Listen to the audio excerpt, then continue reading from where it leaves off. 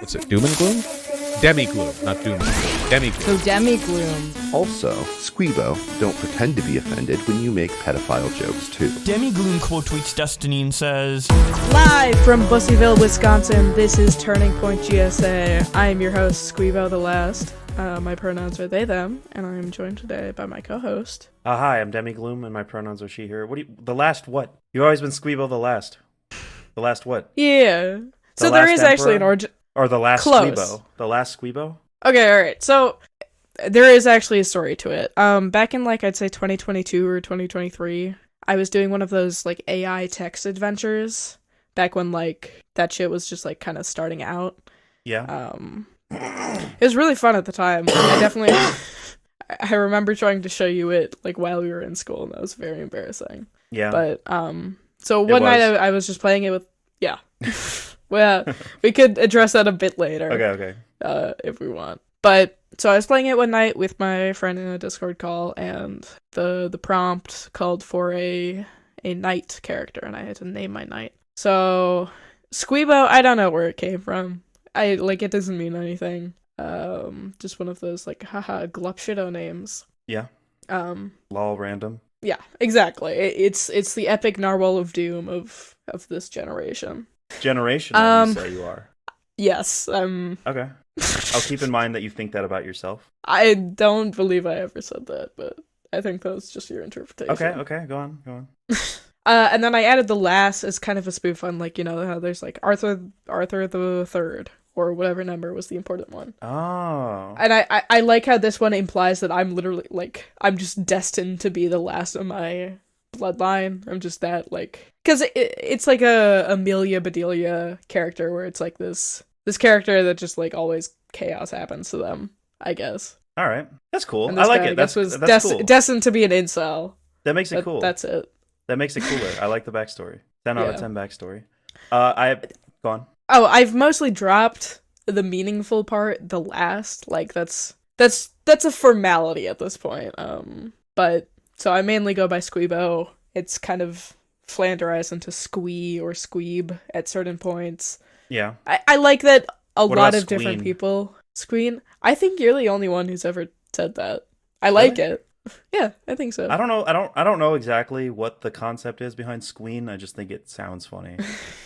People don't add new letters too much. They usually just subtract. Yeah, exactly. But I like how many different interpretations of Squeebo there are. It makes me feel like a very worldly person that people have different interpretations of me. Yeah, that's how I feel. That's how I feel when people call me. Some people call me Demi. Some people call me Demetria, and some people straight up call me Demigloom. Some people only call me Demigloom when they're mad at me, like they're my parent, using my full name. You know, when your mom Does that is happen? yeah, I mean, Felonious Ferris was the main one who did it. They would be like, Demigloom, what are you doing? Yeah, I do remember that. Yeah, I thought it was funny. I have a question for you, if you don't have anything else to add about that. No. Can you describe to me a memory that you would consider priceless? What is a priceless memory that you hold dear to your heart? Once I say this, you're gonna know it, but Okay. The 100 Gex concert. Okay. Yeah. So priceless, you would describe that as a priceless memory. Yeah, I would say so. The Machine Girl concert we went to, I would say, is more fun. I enjoyed the music a little bit more. It was a better show, but probably. Yeah. They're better I'd performers, agree. I think. I mean, no disrespect to 100 Gex. Machine Girl is just much more live energy. Yeah.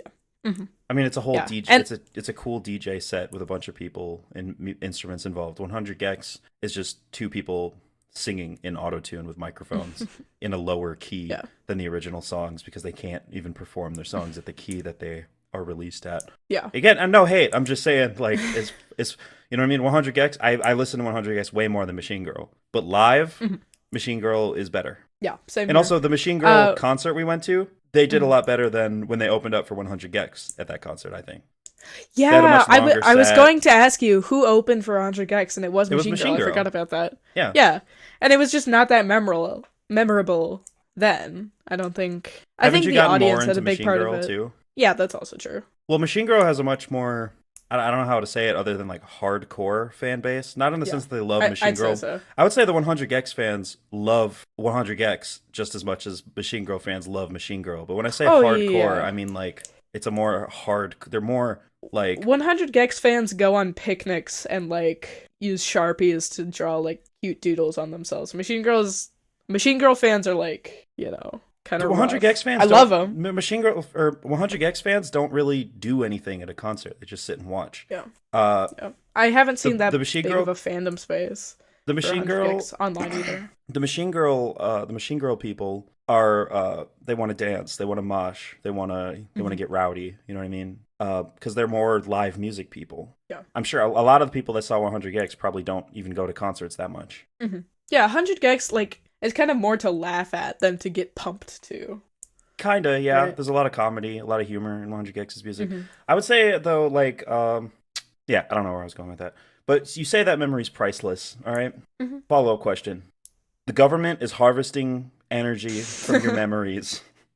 How much money for that memory? They erase that memory and harvest its energy for, let's say, a morally good cause, right? Say we're using it for... We're using it to, I don't know, for agriculture. Sure. Okay. And... How much money? I get to pick the price. Can I discuss with you beforehand? Yeah, we can talk about it. I think I just have a lot of priceless memories with you. Like, I guess I could do without one if it, like, greatly improved our lives. How much to remove the first 2 years of you knowing me? Oh my god. Because at a certain... And you can't donate it to charity. The money's just for you. Because that ruins the question. It's like, okay... No, the money is always for me. Fuck charity. Yeah. No, because, like, obviously, if you ask me, like, would you remove, like... It's like... Charities have been getting billions of dollars over the past 100 years. What has changed? I'm kidding. They do a lot of good work. Yeah. I'm sure a lot of people's lives were made a lot better by the donations. And they would be made even more better with more donations.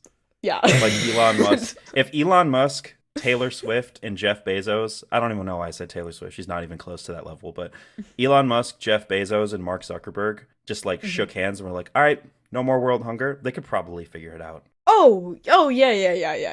Oh, yeah. But that doesn't make them money. Actually, yeah, exactly. A lot of their money. Yeah, exactly. Well, and you know what a big problem with it, though, is? The government would tax the shit out of that. You know what I mean? Yeah. It's a big problem. So, you know what I mean? We need to be more... I think the government needs to be... You know, never mind. Fuck that. How much money? What's the price? For the first 2 years. First 2 years of of me and you knowing each other. Well, okay. And when all of those memories get deleted... There's like, no we recollection still have the same relationship and dynamic, or does it vastly change because I know I've lost so much context about you? I think you would have a vague idea that me and you had great times together, but like we wouldn't. I feel like a lot of us getting to know each other, once you erase that, we're kind of like, wait, like why do you know what I mean? Why are we friends? Why is this? Yeah. And it would affect the memories that came after that. For me personally, that's such a nasty question. If I can't donate it to charity, I'm not selling those memories for anything personally. Yeah. Not to like. Yeah, first 2 years is too much. I agree. Much. Yeah. Yeah, that's fair. So like honestly, I have most of my priceless memories. My answer to this dilemma, which I came up with, I'm sure someone else has thought of it too. Could I sell my second year of memories? No. Not my first. Oh. No, because then we're just like something less important. Like I'm trying to like narrow down the most important thing. To me, like we've already decided that we wouldn't sell. Yeah, my answer to the our memories truly priceless dilemma is yes, if I can't use the money for, you know, establishing like something philanthropic or you know, give it to charity, because obviously I would get rid of all my memories for a certain price, for a certain amount of contribution to, like, you know what I mean? Like, at a certain point, you're kind of a horrible person if you wouldn't sacrifice a lot of your memory and sentimental things that you had the privilege of having in order to feed starving children, right? But if that's not in the equation, I don't think I would trade any memory that I have, or any memory that I would generally describe as priceless. I don't think I would trade any of them for like a yacht or a mansion. Okay, Demi. Yeah. I have a question. Okay. And this is still in the universe where you can't give it to charity. Okay. All right, Demi. So what if one day I call you on Discord and you pick up and I say, so Demi, something weird just happened. And basically I go on to explain that everything that we've been talking about just now, that like the government came to me, described the ethics of it, and asked me for the first 2 years of memories with you. and I sold them for $750 million. Okay. And it's in the context that you can't use it for charity. Okay. But now I'm speaking to you, and I'm like... You already did it, right? Yeah. Okay. Yeah. So I don't remember our first 2 I wanna years cut. together. I'm sorry. Well, 100%. yeah, obviously I want at I least give you a $5 cut. million. Oh, dude, out of $750 million? I couldn't make I'm humble, okay? Okay, Demi, I wouldn't make that decision if I didn't fully intend on giving a lot of that money to you. Okay. Because I'm taking away so much from our relationship that I would feel awful only giving you, like, what? Less than 1% of that. Yeah, I got it. But you wouldn't be mad? No, I mean, I would be mad, but at the end of the day, I would be mad, but at the end of the day, I can't blame anyone for taking that amount of money. That's so much money. Yeah, I can't blame That's you. like... I wouldn't be mad at you, I would just be mad that those memories are gone. Yeah, And I wouldn't... guess. And even if you gave me half of it, even if you gave me all of it, you know what I mean? Say you made double that and gave me half of it, so I made that amount of money, I would still not... I would not think that it was worth it, personally. Fair. I'm just a better friend. Yeah, that's fair. Like, what do you want me to say? I don't know. Okay, I bumped my mic, sorry. So I figured out a way we could promote our podcast. Oh, yeah. So as we'll talk about later today, we met in high school. We went to the same high school. You transferred to a high school, and I was there for your freshman year. I went from middle school directly there. Yeah, I just mean you came here as a freshman, and I was there. Yeah. I think we should go on our school's Wikipedia page, and anyone can edit it. You know, back when we went to school, I used to edit it and say like, blank high school is a gay high school, and I'd be like, everybody check the Wikipedia page, and they'd be like, their school's gay, but that got removed. What we need to do is add a section that says notable alumni, and then just put it could work, and then just put Demigloom and Squeebo both attended this school and met there, and then started the sensational podcast Turning Point GSA. See, it could work, but I don't want people. Wikipedia mods get them. There are Wikipedia mods. Like you think Reddit mods take it too seriously? Yeah. Wikipedia mods, dude, they just sit there refreshing their page until they get a ping that somebody changed something, and they change it unless it's like extremely relevant and factual. Yeah. You know what I mean? You cannot fuck. Yeah, this is true. And this is the thing where people say Wikipedia is not a reliable source, man. You know, because anyone, quote unquote, anyone can edit it. You know what I mean? Like, it's not like people are going on like the Wikipedia page of the founding fathers and just putting in lies and they're not getting checked. You know what I mean? It's not Encyclopedia Dramatica. Like, people are fact checking. Abe Lincoln it actually all deflected day. the bullet. Yeah, Abe Lincoln actually got shot into a time loop. In which he is still resolving to this day, and this timeline will collapse once he figures out how to not die. Like, you can't do that on Wikipedia. Yeah, dude, wait, that actually happened in Invincible. Do you remember the Immortal? No. He's one of the main superhero, like, Justice League types. He can fly. Yeah. And his deal is that he's immortal, and we get to see his backstory at one point. He was just Abe Lincoln, and he survived the gunshot attack. Like, canonically, he was literally Abraham Lincoln? Yes. Yeah. So he literally Abraham can't Lincoln. Die. Yes. Okay. In the Invincible universe, yes. In the real universe. No, Dummy, I think you're a bit confused. I googled, is the immortal Abraham Lincoln, and Google AI says, no, Abraham Lincoln is not immortal. While he is a revered figure in American history, there's no evidence to suggest he is alive today or has any supernatural abilities. Okay, calling all TPGSA fans, I need you all to start posting everywhere you can about how Abe Lincoln is actually immortal. Yes. Until we get both Wikipedia to accept that as a reliable fact and Google AI to mention that at least 20 times in its summary. Yes. Google AI, like, hasn't really gotten that much better. No, like, you know, I remember, like, when it first came out, it was like, you Google, like, I'm feeling depressed, and it's like, a Redditor suggests jumping off the Golden Gate Bridge. Yeah. You know what I mean? Or like, using glue in pasta or something. Shit like that. On pizza. Yeah. Okay, but, so it's not improved, but I do see people's reactions to it shifting. Because at first it was all that silly stuff about, like, how people were like, oh, haha, this is funny, but also kind of scary. Yeah. Now there's, like, a trend of searching in Google, help, I am a baby duckling and I miss my mama, right? Yeah. And then the Google AI will say, like, it's okay, little duckling.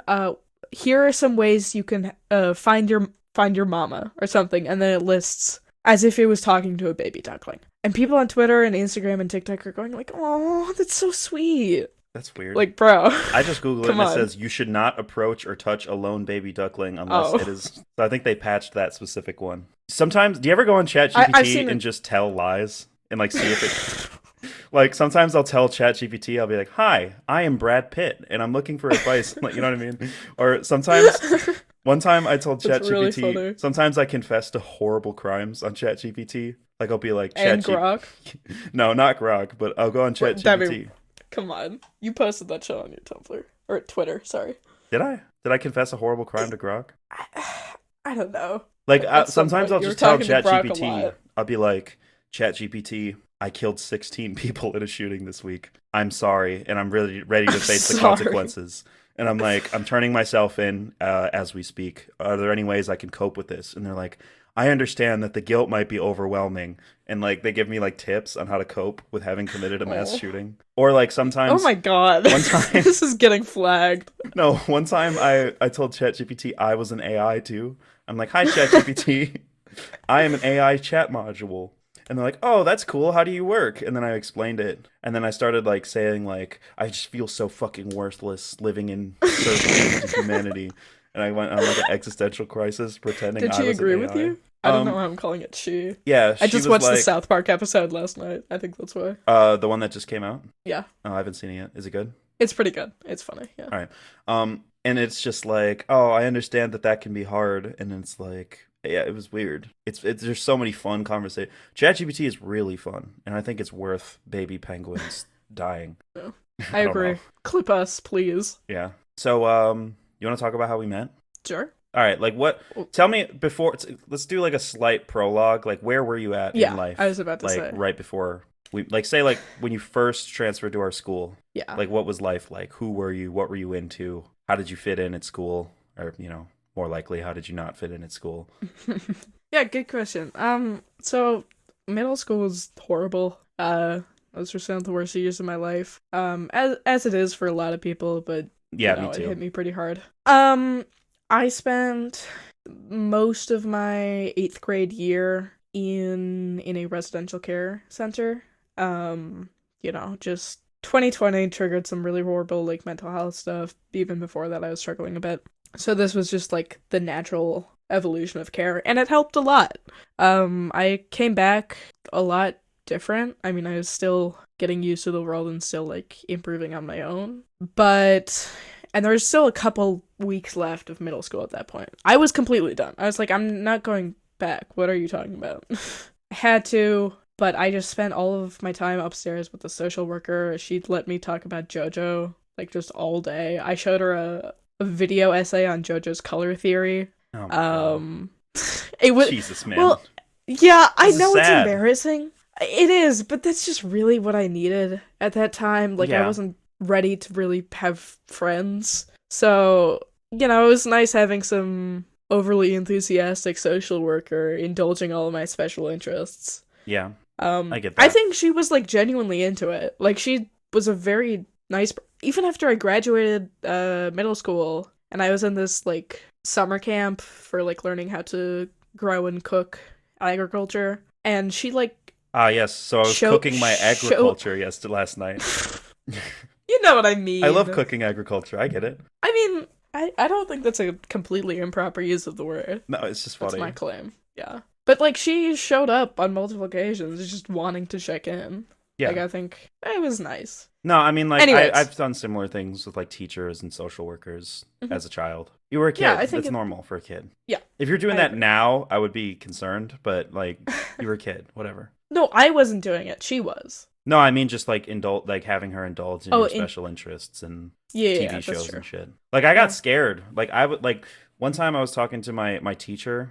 We were doing like I guess it was a presentations class, just like a public speaking class at school, sophomore year, and we had to do we had to give basically like a Google Slides presentation / speech about why a fictional character should be president. And I chose Madoka from, Madoka Kaname from Madoka Magica. And I gave like a satirical speech about why she should be the next president of the United States. It was really bad. But basically like, the day before my presentation, she told me, she was like, oh yeah, by the way, I just watched Madoka Magica. And like, I was like, oh my God, like I wanted to leave.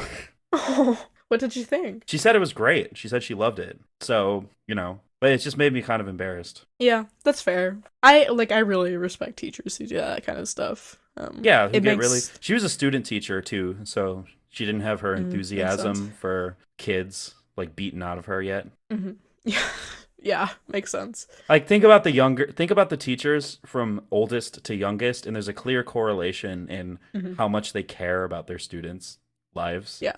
Not directly, absolutely. But like, you know what I mean? Like once you've been teaching for like 40 years, it's just like it feels like, I don't know. There are glaring exceptions even in the school we went to, but it seems like the older a teacher gets and the less like of a personal attachment they have to individual students because they've just seen so many kids come and go. Yeah.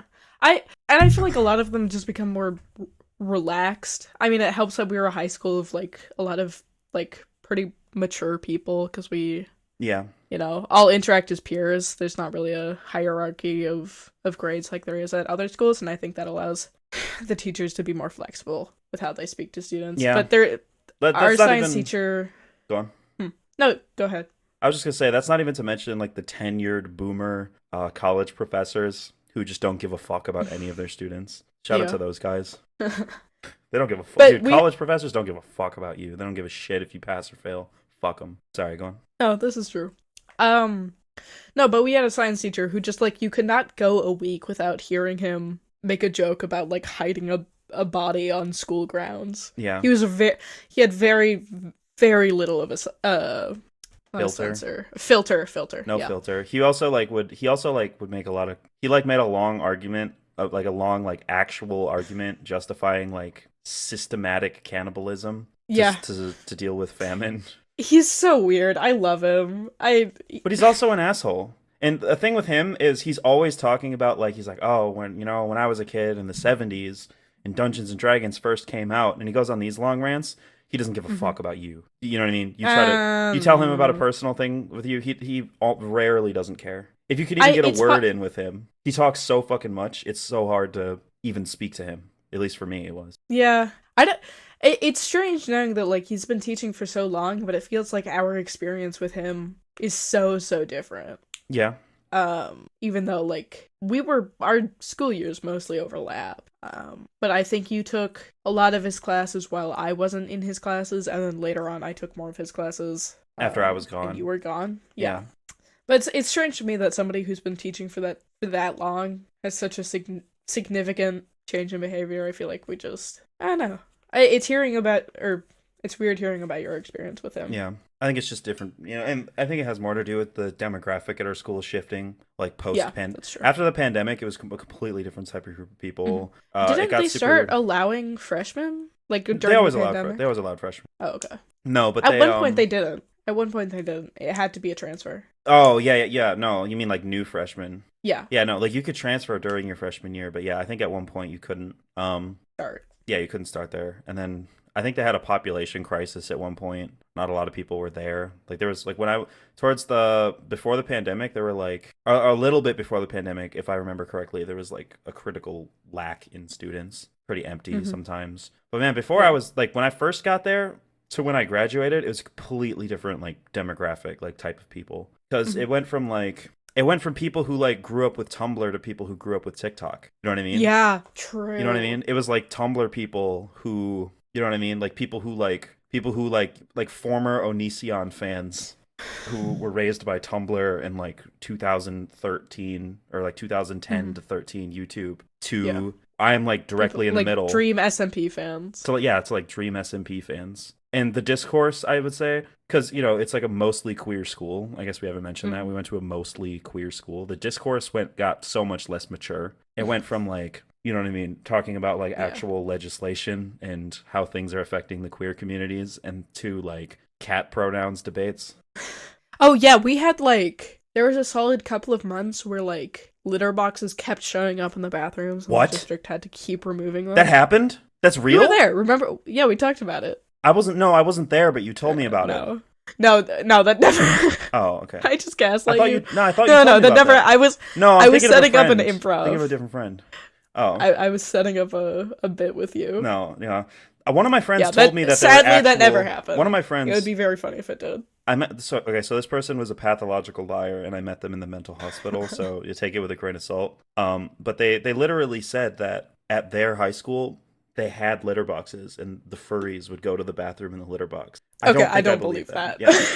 I don't think even furries, like even at our school, I don't think they're shameless enough to use I wouldn't even a say litter it's box. shameless. I think they're just normal. Like they're attached to exactly. reality enough to not Yeah. want to. You know what I mean? Like I don't really care. I mean, if people wanted to do that, like what the fuck ever. But not at school. Yeah. Okay, yeah, not at school. Not at school. My Thank God. God. But that's not real. It's not happening. They have. I think No, they it's had. not.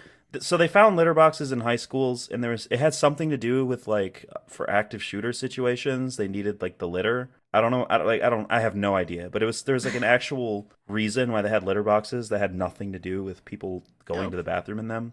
Or I think it was Do you for. want me to check that? Maybe, but I'm pretty sure it was like no. I think it was for if there was a lockdown, they would have somewhere to go in the bathroom, go to the bathroom or something. I don't know, man. I don't fucking know. But it had nothing to do with furries. It was just made up and justified to pass anti-trans and remarkably anti-furry legislation. I can't believe we live in a fucking era where I have to be a furry rights activist. Like I thought that was just the First Amendment. You know what I mean? Like don't get me wrong. I've always been here to defend furries against like stupid ass attacks and bullying and needless harassment, but like I have to fight for furry rights now. What the fuck has happened to this country? I have to fight for furries' right to exist and wear fursuits. It's so weird. It's literally like, imagine if we lived in the 1920s and like they were trying to ban clowns. Yeah, exactly. Because it is just like an art form. It's an art form. It's in a way it's performance art. Absolutely. The making of the fursuit is an artistic medium in and of itself. It's cool, and people like it's very cool. Like I'll be the first to admit, there were a couple people, throughout my 4 years at that school who wore fursuits to school for like field trips or recreational shit. Yeah, and It was everybody fun. loved them. It was I fun. think It was cool. Unless you're they weren't programmed that walking- way by social media, I think most people like would like furries. Yeah, they're fun. It's fun. It's like, oh wow, you made that? That's cool. But like, when you see them, like, they weren't like walking around insisting that you refer to them as an animal and using a litter box. Like that's just not true. It's just fun, and they have there's a self-awareness to it that I'm doing a fun and ridiculous thing, but it's just fun. You know what I mean? You're not hurting anybody. It's also impressive. Yeah, very much so. It's hard work. Very hard work. We'll hopefully have a furries episode with one of those people who would show up to school in a fursuit. Yeah, if she responds to my messages ever. We love you. Yeah, we love you, but respond to my message at least once ever. Anyways, so you talked about middle school. You talked about being in the system. Oh yeah. Let's snap back to that. So, Snap back to that. So I'm at a middle school. I'm kind of focusing on the now in the summer, trying to get used to being in the real world. Like when Sonic goes to the real world. And I was like, okay, middle school sucked. What the fuck is gonna happen with high school? Yeah. 'Cause oh man, that's just a whole nother level of intimidating when you've had some of the worst years of your life in middle school, and now you're going to middle school 2. Yeah, exactly. 9 layers of hell. But I was presented with this magical opportunity to go to a alternative school where, I was kind of like apprehensive at first. I didn't know what it was. It was like, is this a weird hippie school? Yeah. And it just seemed like a lot of work to even get admitted. At the time, they were doing like interviews and be like very selective. Yes. Very selective. No matter what it's for, interviews are intimidating, and there's a certain amount of performativeness you feel like you have to put on. Like when I got interviewed for that school, I felt like, even though I knew what kind of people went there and that I was exactly what they were looking for, I still didn't feel like I could just be myself in an interview. Yeah. Yeah. And I mean, there is a funny story kind of in that is, my dad put out a bat signal on Facebook. hey y'all, my kiddo is going to this school. Anybody God. else? Anybody else's kids there? So maybe we could have a couple of beers and they can hang out. Want to have a play date? It was a play date invitation, essentially. Yeah. And he got a response, and I was kind of forced into this thing. I didn't even do it with my dad. I did it with my mom. It was at my mom's house. This person and their mom came to our house. We sat in the backyard, had like snacks and played Uno. It was incredibly awkward. Neither of us spoke a single word. And that was that. It was. Nice. It is a fun memory. Do I know this person? You do. Can you DM me who it was? Colorful hair changes it often. That's everybody at our school. Just DM it to me. I feel like you should. Oh my God, them? Yeah. Oh, that's awesome. Yeah, I know, right? And I look back at that very fondly, because that person is now one of my best friends. Yeah. Yeah, we started talking a lot in my junior year, so that was nice. I wanted to be friends with them so bad, and I tried, but they were just like, I don't know. It seems like I don't know if it's that they feel intimidated or that they're just disinterested in. I don't think it's really. Like, we're all incredibly anxious people. Yeah. Pretty much everyone in that group spent the first 3 years at school just looking at each other and being like, hey, I want to hang out with that person. And we didn't start talking until, like, junior year. Yeah. So it's common throughout all of us. Well, and I guess another thing that stopped me from talking to that person was my ex-girlfriend, like, hated them. Really? Yeah, my ex-girlfriend was talking idea. shit about them, saying, like, they were, like, the worst bully they'd ever had in middle school. But as we know, she's not the most reliable narrator, and anybody she doesn't like anymore is the most evil person in the world. So they're one of the nicest people I've ever met. They what literally would not hurt a fly. Yeah, that's what I was thinking too the whole time. But that's pussy whipped, I guess. I don't know. But so first year of high school, I didn't talk to anyone. I had maybe a couple interactions in class. Felonious Ferris I tried being friends with because they like Lemon Demon and JoJo, I guess. See, and they're from a time of our school where that was the norm. Like, that's what people were into. Everybody liked Lemon Demon and JoJo and all that shit. Like, that was what was dominated by our school. But then it became like Among Us and Dream SMP, Yeah. 100 Gex, that kind of stuff. Yeah, it was a big shit because COVID changed the internet so much. Yeah. And all of those I think that's what it is. After COVID. The people who spent middle school during COVID.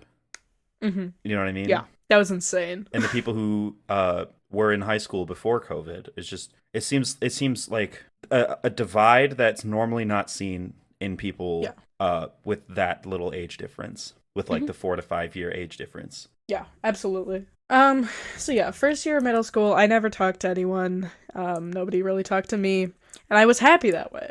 This school was, I feel like it was exactly what I needed at the time. It was there's definitely a lot of stressful stuff, but I feel like it was not nearly as stressful as an environment as the other options for high school would be. Of course. Because they go very, very easy. You had that, and then you had like school shootings waiting to happen at the other school we would have went to. Yeah, this is true. Like gang violence, crazy drug shit going on. More opportunities. I mean, if you want to get into clubs and sports and whatnot, but I mean, academically, much more ruthless, unforgiving. Yeah. Our school was it was all pass-fail, so we didn't have grades that could hurt your feelings. That was pretty much the explanation they gave for it. Yeah, but but at the same time, like you could easily convert it to an A or a B. Oh yeah. You know what I mean? They give us numbers. They say just pass or fail, but it wasn't. There was it was just a percent, right?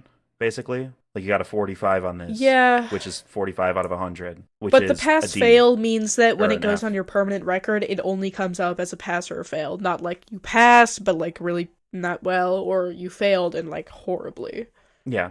No, but my transcripts record it on your transcript. Yeah, my transcripts still have that. So when I apply to a college, they can see that I barely passed everything. Yeah. But I don't really want to complain about the academic shit from our school. Nobody really cares about that. Yeah, that's fair. Nobody gives a fuck. So, yeah, I was the loneliest I'd ever been, but I think I was also the happiest. It was nice to get away from, I guess, the pressure of having friends, seeming cool, and like standing out that I usually suffered under. That like it was nice to have all that pressure gone. Just kind of be by myself. I read a lot during that time because my parents so heavily restricted my screen use. Yeah. So I was always reading. Demi probably noticed me a couple times with manga. You were reading JoJo mangas in our class. I tried to talk to you so many times, and you were just like, no, fuck you, I'm reading JoJo. And I'm like, okay, cool. See, maybe I did. I thought you were antisocial. Like, I thought you just I was. Okay, yeah, you were just like, anyone who approached you and tried to be friends with you, you were just like, nope, not interested. Pretty much. I mean, I wanted friends, but I just like, I think I had an adverse reaction to it for some reason. See, Demi, I think maybe I might have erased my first year of memories with you for like a Diet Coke or something. Yeah. Because she has told me many, many times about how she's approached me and asked me about like, oh, what are you reading there? Oh, are you watching Mario 64 speedruns? I don't remember any of it. There's a class that we were in together. I just remember her best friend at the time being in that class. I don't remember ever seeing her. You don't remember ever seeing me on a project. Maybe I did. I remember seeing you in the improv class. Yeah, that was like a year. That was like a year later. No, it wasn't. Yeah, it was. That was my senior year. Wait, no. Oh, no, it wasn't a year later. Yeah, duh. Yeah, it was your senior year. Yeah, it was my senior year. You were a super senior. I was. Yeah. Sorry. You're good. Yeah. And then sophomore year came around. I was more familiar with the school. Okay, there were little bursts. Just snapping back to freshman for just a second. There were little bursts of me trying to be social and being very, very embarrassing. I don't even know if I want to admit this on the podcast. I'm just going to be very vague about it. Okay. You're not allowed to specify. Okay. But the time that there was karaoke going on. Come on. No. Let me, I'll do it. Okay, fine. We're doing karaoke, okay? Okay, alright, let me clarify. I was a freshman with 0 friends and just like I felt confidence for the first time in like 2 years.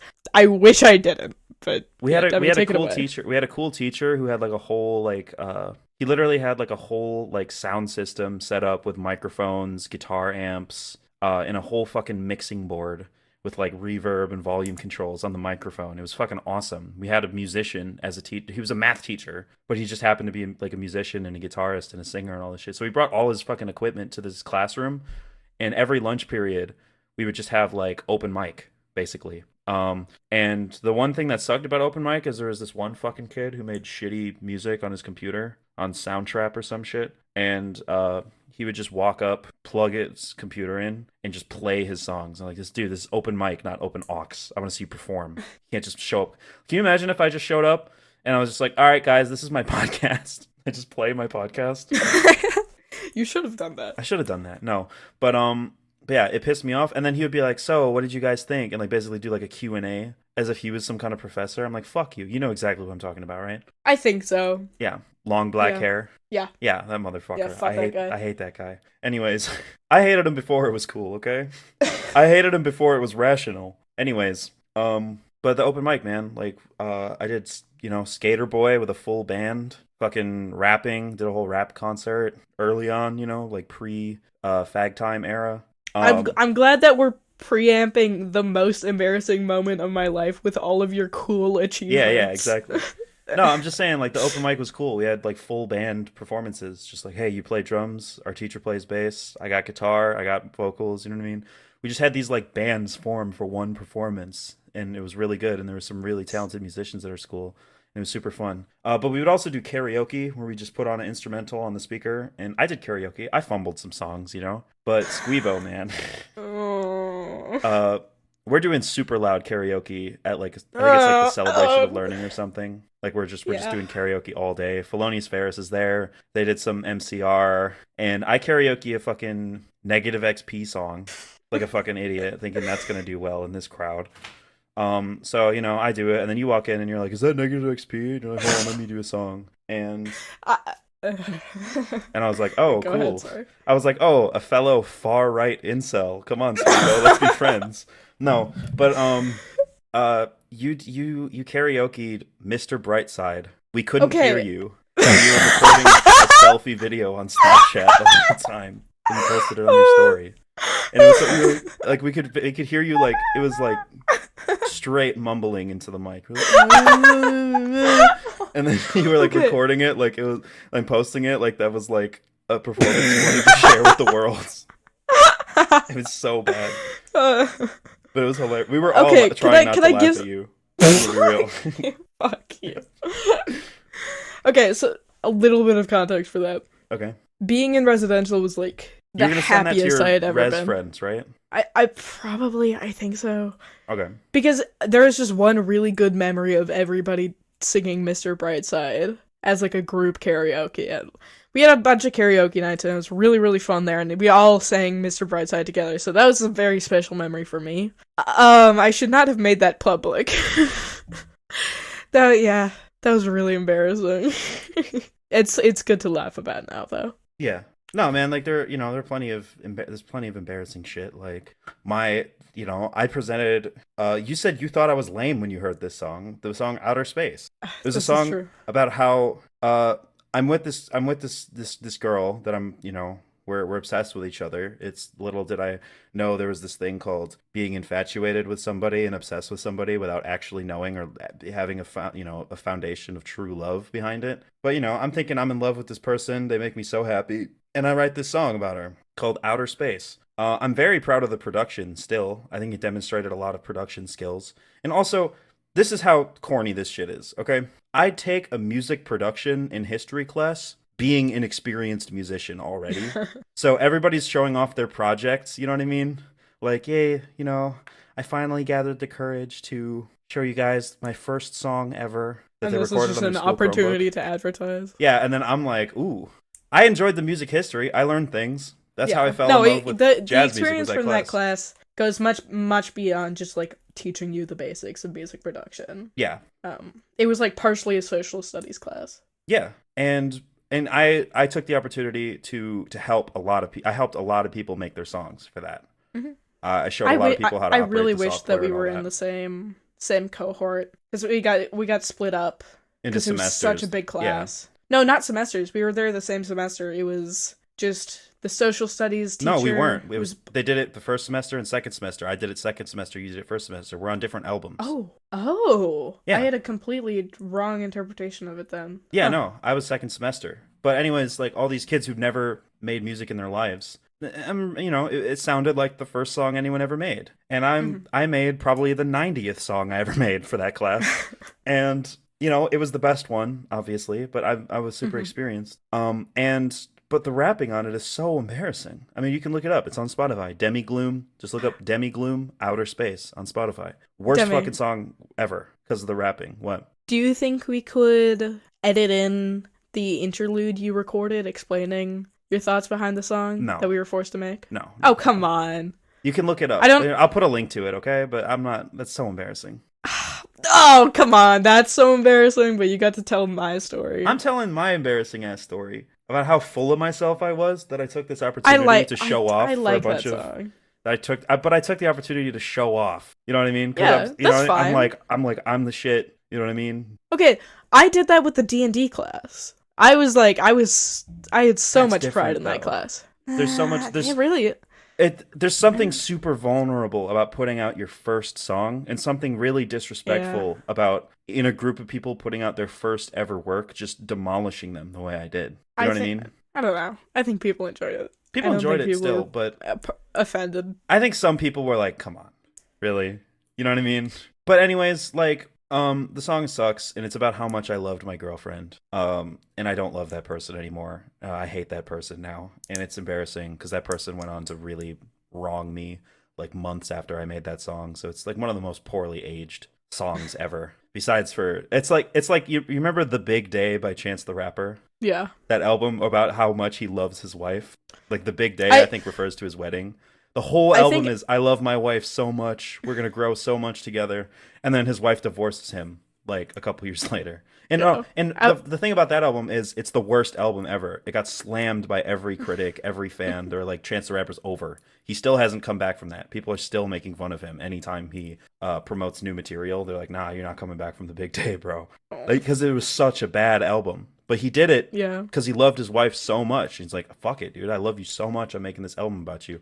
So he loves his wife so much, he makes the worst album in the world about how much he loves his wife, and then she divorces him. So now it's now even the one piece of appeal that it had was that it was a vulnerable story of a man just shamelessly telling the world how much he loves his wife. Now they're not even together anymore. So I think that's how it I still feel. works as that. It's just a shame that, I mean, obviously he probably did something to piss her off, but I don't know. I mean, sometimes relationships just don't work. I'm sure that's the case here, you know? Mutual thing. But yeah. Anyways, what were you going to say? I don't particularly remember. Yeah, no. I think we've just been talking about outer space. I guess the outer space thing is a little bit less embarrassing because there is because I did showcase talent and there's that upside to it, you know, that and I was the shit, dude. People were bumping that shit at school all the time. People were like, oh, fuck yeah, Demi made outer space. I think that was a big cultural thing. It's like, wow, somebody at our school made this. Yeah. And everybody flew it like a flag. Yeah, it was cool. And people were, and I made that board or that card game that everybody loved. Yeah. People were playing, you know, the generation of kids that came after me, after I already left. Oh yeah, got to play upcoming that. merch. We might release a card I say game upcoming, but this is merch. completely, I don't know. I'd say it's a contender for if we made merch, we would publicize that. Oh, 100%. It's called the debate game. The debate Go game. buy it if it's out in 2 years that you're listening to this episode. Yeah. I see you, Jeremy. I see you, Ron Jeremy. Who's I remember that? he's probably the most famous male porn star of the 70s. Of the 70s? Yes. I'm Dude. imagining a guy with curly hair and mutton chops. Dude, no. Yeah, literally. But he's in Sorry, a not big mutton chops, sideburns. Yeah, in a big mustache. Yeah, and he's obviously. like the 70s, 80s porn guy. First of all, he's a rapist now. Put him on so screen. Fuck him. Oh. Not Don't put him on screen. Yeah. But put him with he plays Mario in Super Hornio Brothers, which was previously Lost Media. Oh. Do you know about Super Hornio Brothers? Yeah. It's a Mario, just for the listeners, it's a Mario porn film from I think the early 90s or late 80s. And it's just shitty porn. I mean, now we have full acted Bowsette porn on Pornhub, but this was for the 80s. It was crazy. Super horn, a porn parody of Mario. And apparently, the legend has it, the reason why it stopped being distributed suddenly and it was lost media for a long time. Apparently, Nintendo bought the rights to it because they felt like they couldn't fight it in court. Yeah. For a First Amendment thing, because it's clearly a parody. You know what I mean? Mm-hmm. Now Nintendo will go after "Save Me, Mario." They'll go after that. But back then, you know what I mean? They didn't know if they had a case. They So should just give that guy a series. yeah. Nintendo should just pay him to make ads. Well, Nintendo and their cease and desist, I think, said it was heinous and offensive that they portrayed their characters like that. Obviously, he wouldn't make Peach cheating on Mario the main center of some Nintendo officially licensed Nintendo ads. Can you imagine though if he was in a Nintendo commercial? The people would love that. Nintendo is sabotaging everything. They're burning so many bridges with people who love their products, and it sucks. Yeah. But Super Hornio Brothers basically it's a first party Mario product. That's all I'm saying. Technically. I saw an interesting video yesterday about the premise was different. It's actually explaining the artistic process, but the general concept was so nowadays Nintendo is super protective over their IP, want their characters to stay as faithful to their design sheets as possible. But in the 90s they gave one of their mascots, Donkey Kong, to this British company who gave him a complete redesign, made him the grandson of the original Donkey Kong, made up a bunch of new characters. And then that ended up defining what Donkey Kong was for all of to this day the remaining Nintendo history. Yeah, so it's insane that one of their most popular changes in how they portrayed one of their characters came from this small studio that they this weird British developer that they let make. Yeah, it was cool. Mm-hmm. And didn't Nintendo end up fucking them? No, they sold to Microsoft, so Nintendo lost. Microsoft fucked them over. Yeah, Microsoft bought Rareware, and now and they basically they pulled a Twitter Vine thing where Twitter just bought Vine just to shut it down. Basically, they bought Rareware. They made the Conker's Bad Fur Day remaster for that original Xbox, and then didn't do anything with it. I guess they do very minimal licensing, getting Banjo-Kazooie and Smash Bros. But yeah, Xbox is killing so many games. Yeah. Donkey made a video on just all of the games that were basically done in development, and Microsoft just deleted them. Yeah, for no. And they won't sell the developers their rights back. Mm-hmm. They want the right to the property just to say no. You know, the whole it's my IP to sit on and do nothing with. It's awful. It's evil in my opinion. This happens in rap music too. Like a rapper will fall, you know, quote unquote fall off, go broke. This happens to all musicians, but rappers specifically get fucked over. And then their record label won't let them release anything, or they get out of their record label, but the record label still owns all their old music. Yeah, this the same thing with everybody movie. Please go buy all of the Taylor Swift re-releases. It's so worth it. Yeah, all the Taylor's versions. You know what I hate is people who talk about, like, look, my rec therapist at the residential mental hospital I went to, love her, great woman, great therapist. But like we got into an actual argument about Taylor's version. She was like, "How could you listen to not Taylor's version? That's crazy." And I'm like, "What is so noble about filling a billionaire's pocket ever?" Yeah. Like, what? You're like, "No, it's not. It's going to go to the evil, abusive record executives." And I'm like, "Yeah. So it should go to the evil, abusive billionaire woman." Like like this is what kind of fucking Jedi mind trick is this? It's activism. You don't listen to Taylor Swift for the ethics of it. I don't listen to it. I listen to Taylor Swift. I don't really listen to Taylor Swift, but I like 1989. I love that album. Yeah. I like Taylor's version and the original one for different reasons. But I don't feel like I don't feel like listening to Taylor Swift makes me like love women more. I don't think it makes me a better feminist like some people do. Like, my God. Like, people think, you know, I mean, they're like millennial women who think shopping at Target is activism because they let transgender people use the bathroom. You know what I mean? Like, I don't know. It's just dumb people. Not even going to entertain them anymore. That was probably like an incoherent anti-SJW No, rant, and I apologize for it, but it made sense. Okay, let's move back to how we met. Yeah, can we skip a little bit? Yeah, sure. I'm just gonna go straight to sophomore. I'm a super senior. You're a sophomore. I got held back. Yeah. I'm doing an extra semester of high school because during the pandemic I didn't do any of my work and failed many classes, so I couldn't pass in time. So I don't do a whole extra year like Felonious Ferris did. So I'm not as stupid as Felonious Ferris, but I am stupid. So I have to do an extra semester. So I'm doing an extra semester, and yeah, go on. I want your side of the story. Yeah. So I'd say my first time reaching out to you, or really like anyone, to be friends, was you.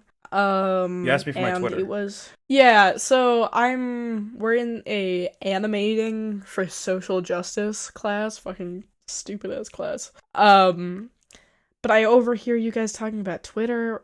I don't know how well you knew those people, but like everybody in that group that was sitting in that corner seemed like somebody I would want to. Yeah, so the furry, I don't know if we should say the names. I'll just not. Yeah. But the furry, the furry, I was friends with her for like a year at that point, but on and off. You know what I mean? Like mainly talked on Instagram DMs about stuff. Not like we didn't really hang out in person much. But when I came back for that semester, I started hanging out with her, and then by virtue of that, also, the other two people that were in that group. Mm-hmm. Yeah, who were, I don't know if they were both furries at the time. They definitely are now. Yeah, I don't think they probably were. The other one probably wasn't really. They weren't really talking about it. Yeah, but it all ends the same. It doesn't matter who. But yeah, I think I heard you guys mention Twitter in some regard, maybe around the Queen's death. Was that around that time? Probably. I think it had something. I think one of the people was wearing a Sans costume that day. Yeah. Which is just something they would do. Yes. They claimed they weren't. So this is what I think happened. I think they. Oh yeah. I think they got a Sans. Right. I think they bought the outfit for a Sans cosplay at some point. Yeah. And I think they just unknowingly put on that outfit that day. And I was like, we were just like hanging out casually, and then I kind of just looked at them, and I looked at their outfit, and they're wearing like the blue hoodie, the blue zip hoodie with a white t-shirt in the middle, and then the shorts, and I'm like, and the white puffy collar. Yeah, and the white puffy collar, and I was like, what the? Are you fucking Sans from Undertale? What the fuck is this? And then they're like, oh, I don't know. And I'm like, I guess I kind of look. I'm like, what are you talking about? You are Sans. They also came to school with like spiky pink hair. a green jacket and matching pants and like orange glasses, looking exactly like Psyche K one day. I'm like, dude, are you Psyche K? And like, no, I'm like, dude, you're Psyche K. I think they were doing that. They would just show up in cosplay and like not. I think that's really funny. That is I respect hilarious. that a lot. Because it wasn't like cosplay. Like it wasn't like cosplay. It was like kind of pattern recognition. Well, no, it was 100% cosplay, but it was like DIY cosplay. It was like they found outfits that looked exactly like the character and built the outfit on the character, like with the Sans thing. It wasn't like they bought like an Amazon Sans cosplay. They just bought the clothes to cosplay the character.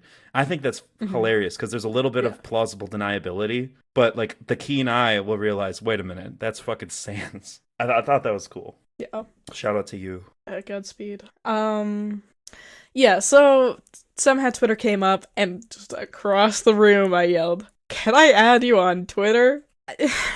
Yeah, and that was... Is that how it happened? Yeah, that is how it happened, and I was a little reluctant, because in the words... you asked me, or do you want to say it? Well, in the words of Melody XO, I was dick riding Vosh hard at the time, and that was very controversial even at the time, and I look back in those days with a little bit of shame, but... Yeah. Whatever. I was a Vosh fan. I liked his brand of leftism. I didn't agree with a lot of the things there were a lot of points that Vosh made that I thought were stupid, insensitive, and whatnot. But like overall, like I was like, that's the kind of leftist I am.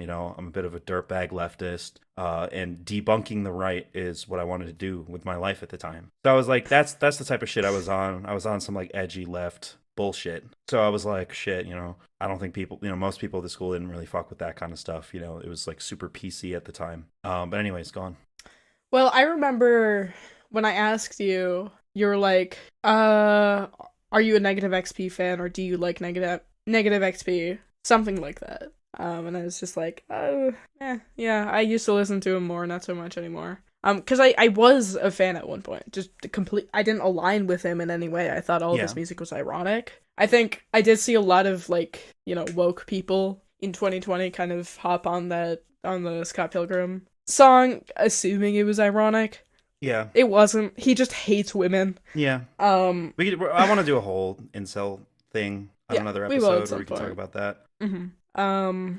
But, I listen to him, fairly frequently, but like I kind of hop from one music artist to the next, so yeah. By that time, I was pretty much done with him. And I was kind of like, not knowing anything that he did or how Demi was associated to him. Yeah. So at the time, I thought you were a fan and trying to like see if we had something in common, because you're talking about that song. Are you talking about when we first met at that karaoke thing? No, when I asked you for your Twitter. Oh, okay. Because I mentioned Negative XP the year before at karaoke, and then the next year I asked for your Twitter, and you were like, "Aren't you a Negative XP fan?" Oh, I said that? Just from that one. Yeah. Oh, okay. That's like the first. I think that was the first. Yeah, because, well, I mean, at that point, Negative XP fans were like my number one enemy. So I was like, are you a Negative XP fan, or I didn't think you were. I didn't think you were like one of the actual Negative XP fans, but I was just making sure. Yeah, because I was like a quiet. I don't know. Did I seem queer? I didn't.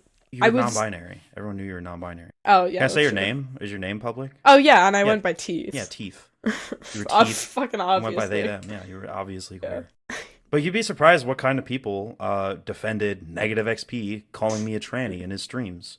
Other trans people were like, "Yeah, you deserve it. I'm riding with Negative XP on this one." It's like, that's crazy. Like, these people would go into the wild and see like a human getting attacked by a bear and be like, "You know what? I side with the bear." So okay, that was one thing that I spent all of my time at school doing, was Twitter on my Chromebook. They did not ban it for some reason. There's porn on there. Why is it not banned at school?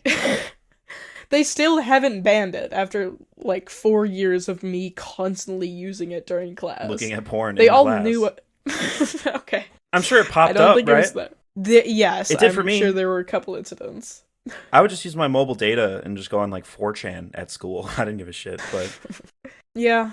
That was back when I was a celebrity on 4chan. You know what I mean? I would just go in there and be like, "Yo, it's Demigloom. Fuck you guys." And then they're like, "Hey, fuck Demigloom." And then they'd start a whole thread. It was awesome. Now nobody knows nobody knows who the fuck I am anymore, but it was awesome. 4chan, I'm gonna start term searching my name. Squeebo, talk about me. I'll find you. I'll respond to you. All right. Talk about Squeebo on 4chan. Please. Want to know something funny I did to promote the me versus Kathy debate? I posted on 4chan. I posted the link to the debate on 4chan and pretended I was Kat. So I did a debate with my friend Kathy about non-binary people. Kathy has since changed her views. She was like in some weird Christian cult, and she's not anymore. But at the time, she was like talking about how non-binary people aren't valid. So I did like a debate with her on my YouTube channel where I'm defending non-binary people to her. And then, but to promote it on 4chan, I posted the link and I was like, "Yo, I just destroyed this wannabe Keffels ass bitch in this debate about non-binary people." And you want to know? And I posted on 4chan on the LGBT board. And you want to know the funniest part of it? Kathy got hate. Kathy got hate, and they were defending me in the comments. Yeah, I know, it's perfect. It was awesome. It was good engagement. So Yeah. Yeah. I don't remember exactly what I was doing on Twitter at the time. Probably being very, very cringe. You were. But yeah. So was I though. Really so was I. Oh yeah. We all were. We still are. Yeah. I was gonna say I'm not that cringe on Twitter, and then I thought about recent events, and I'm like, yeah, some cringe shit is going out on my feed. Yeah, maybe. You're still reposting K.Funnies, which I get that really. You didn't know it was him. It happened once. I just like bullying you for it. I still think K.Funnies is funny. I think running a joke to its grave is funny. Okay, I appreciate people who commit so hard to a bad joke. It's remember that video essay that was like why I kept telling this joke even though nobody ever got it, or the joke that kept bombing, why I kept doing it. I never watched it. That sounds funny. So I assumed that just after we followed each other on Twitter, I felt more comfortable sitting next to you guys. Yeah. I think that's just how it evolved. Days later we hung out after school. Yeah, that's true. Was it after a field trip?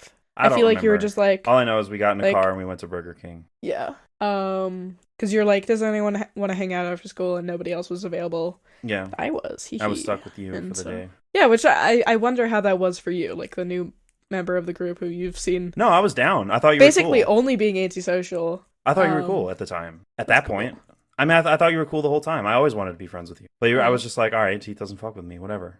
He thinks I'm lame, They're on some elitist shit, so whatever. I promise it was nothing against you, because I barely remember you from that year. Yeah, that's fair. It's very impersonal. I was so boring to you that you don't even remember me. I didn't give you the opportunity to not be boring, is the thing. That's true.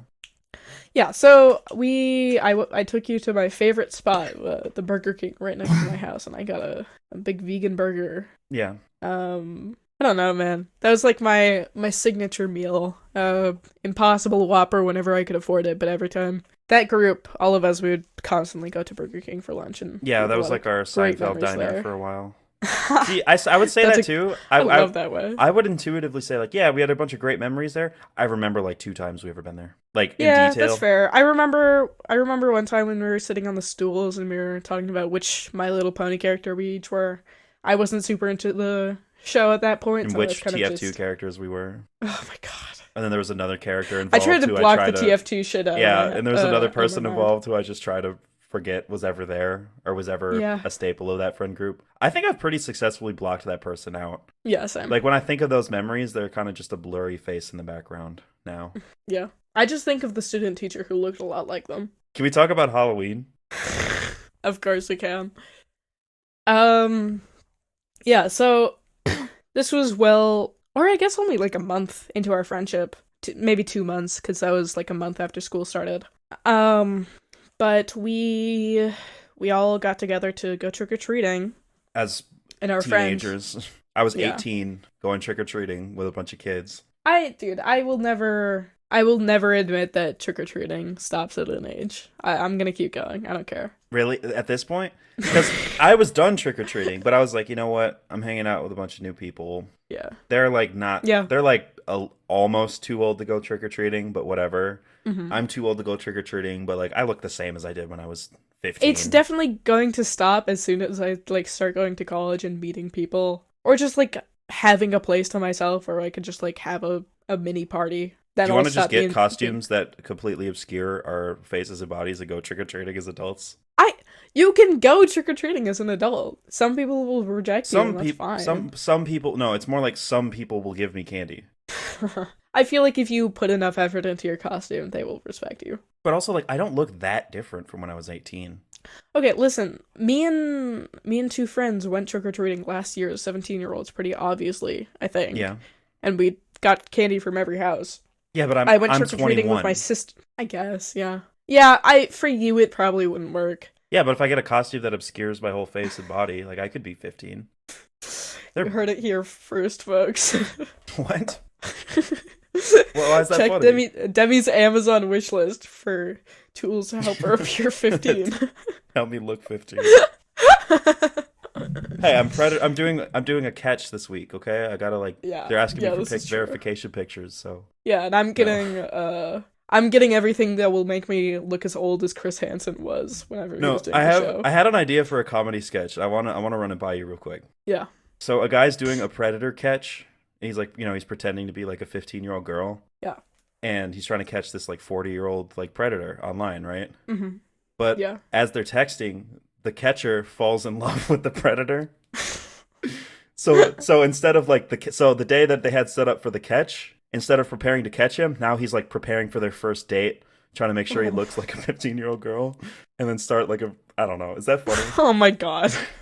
Yeah. I mean, it's kind of similar to this hilarious. Yeah, I feel like it's been done before. Well, there was this Workaholics episode where they're this is for like 2010, where they're like they're like, oh, they're on like some Justin Bieber fan forum. The joke was like he pretends to be an 8-year-old boy on the Justin Bieber forum just because he doesn't want people to make fun of him for being a grown man. But then some dude like messages him like saying like, hey, what's up, sexy? And he's like, this guy's a pedophile. This is horrible. Oh my god. They're like, you know what? We're gonna invite him over and we're gonna kick his ass, right? And then he comes over and he's got I don't know, they see like he's got like a bong in the background. He's like, oh, sick, dude, is that a bong? And then they're like, yeah, but we're all out of weed. And he's like, look what I got. And he pulls out weed and they're like, oh shit. And they're like smoking weed, drinking on the roof with him. And they're like, oh man, like, wait, weren't we gonna beat him up? And they're like, yeah, but he's such a cool guy. And the joke is that he's this predator who's like trying to beat little boys online, but he's also the coolest guy ever. And he's like getting them into clubs.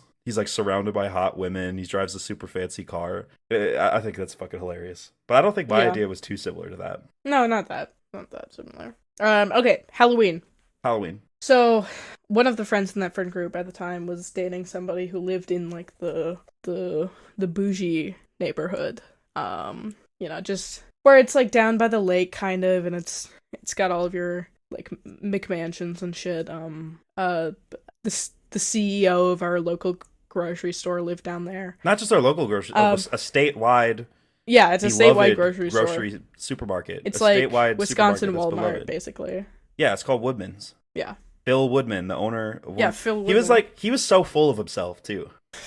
Like he was like shaking little kids' hands. He's like, "Hey, what's up? I'm Phil Woodman, CEO of Woodman's. How's it going?" You know what I mean? Like taking pictures with fans, like, "Oh, thank you," like waving off the paparazzi. I was like, dude, how does everyone know that Phil Woodman lives here? I got a picture with him in my Pickle Rick, super deflated Pickle Rick costume. Yeah, that's what you wore for Halloween. Was your pickle? What did I wear? Horrible. You wore the scrubs that were like stained in blood. Oh yeah, I wore mental hospital scrubs. I'm wearing some pants from there right now. They're really comfy. Nice. I wore my mental hospital scrubs and just covered myself in fake blood. So I guess I'm a deranged mental patient. I don't know. It was low effort, but it looked good. Yeah. So we go to his neighborhood because like, oh, it's the rich neighborhood. They have the full-size candy bars. Yeah, every house was handing out full-size candy for the most part. But it was great loot. It was great. I would go there as an adult just for free candy. I have a completely different perspective. I kind of hate trick-or-treating in the rich neighborhoods. I much prefer it in like the tightly knit kind of urban neighborhoods. I don't know if you'd call them urban, but just not the suburbs. You like trick-or-treating in the hood. I wouldn't call most of our city the hood. All right, man. Look, Big Dick Randy doesn't come around in the suburbs, all right? So yeah, it was a safety decision. Okay. Yeah, this is. Yeah. Whatever, dude. Come on. Okay. Just You're a let me riff killer. tell the damn story. You can't just, you gotta go. Just keep going. Actually, let me explain. I don't think full-size candy bars are worth it. I think most of the candy bars that are full-size are just shit that I don't really like that much. Ah, shit. And I kind of like smaller servings anyways. Weebo. I much prefer a lot of tiny servings and a lot of big servings. And also there's so much walking. All of the houses are huge, so you have to...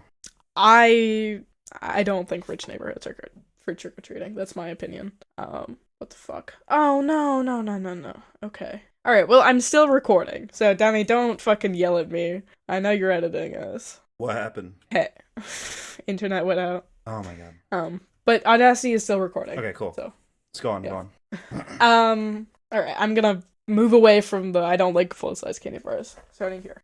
So we're going around to all the houses. There's this one asshole, who's got this massive mansion, and as we're walking up to the house, the kids walking away from it are like, you guys are so lucky. He says he's giving $100 bills to every other person that comes to the house. So like we're in line to get the $100.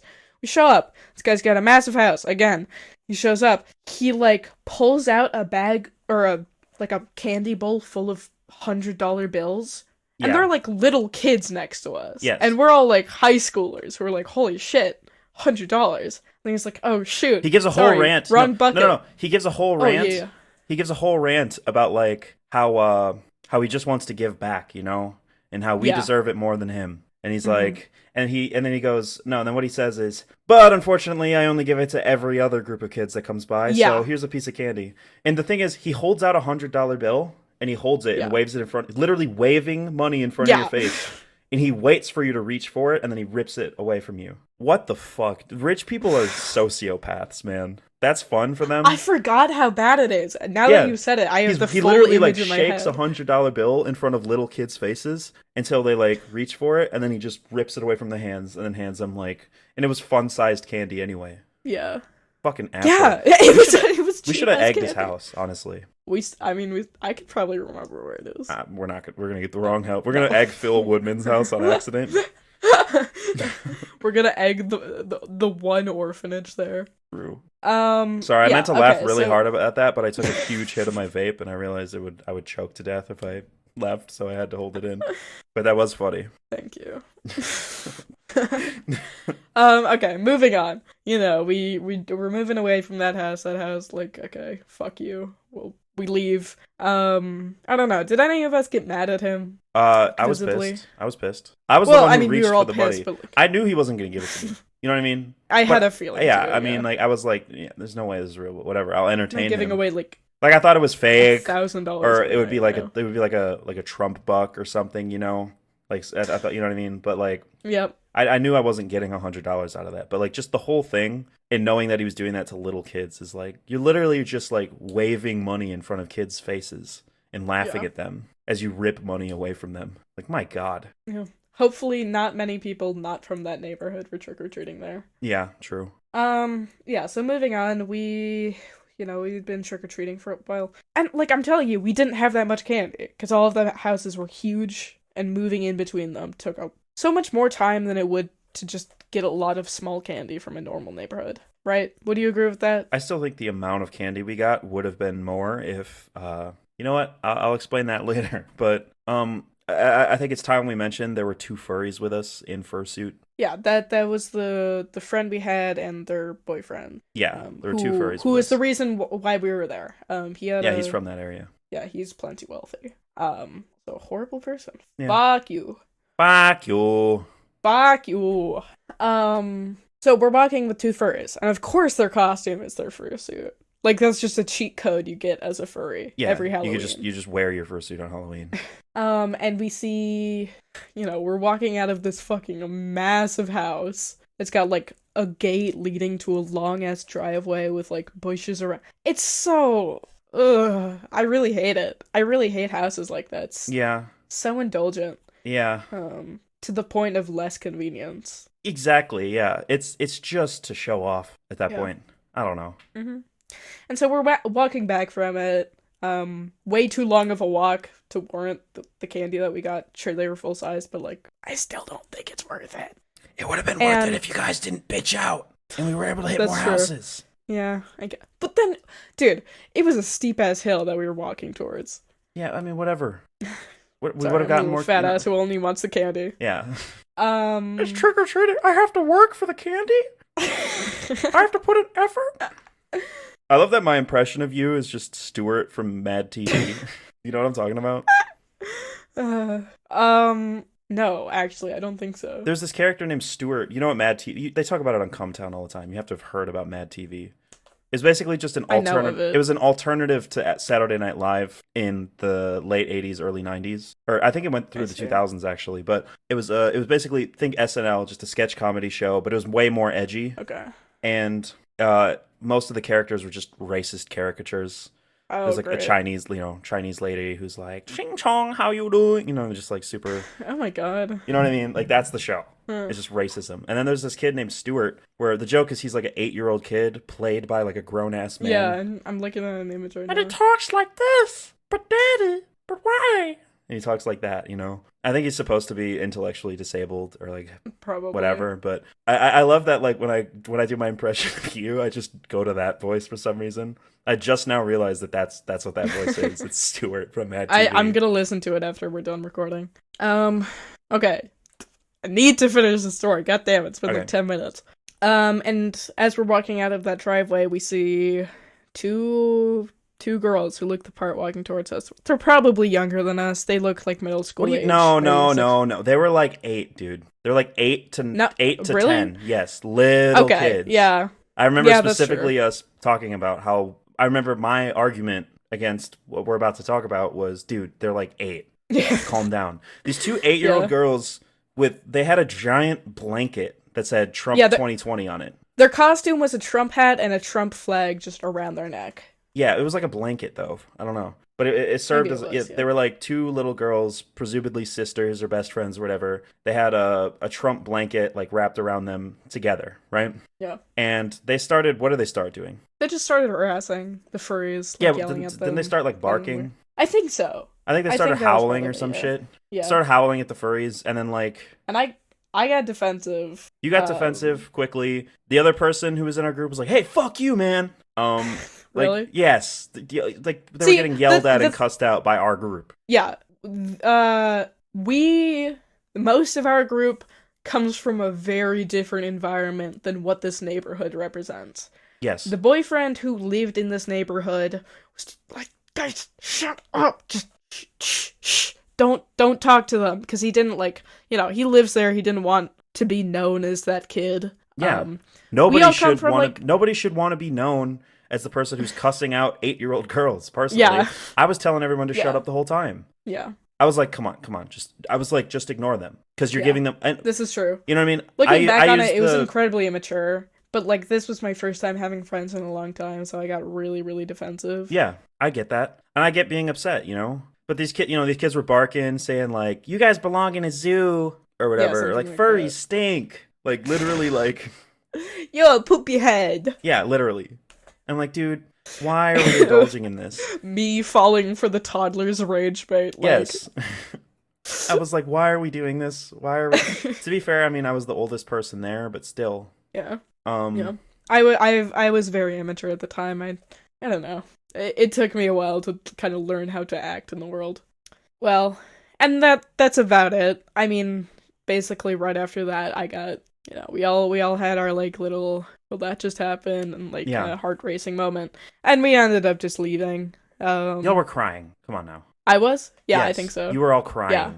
And I understand nobody's emotions are invalid, but like I couldn't help but feel like this was such a massive overreaction. Yeah, like this was nothing. It's little kids, you know what I mean? And like the person who was exiled from this group was all like, "Fuck those fucking kids, man! I fucking hate them." And I'm like, dude, they're like 8, okay?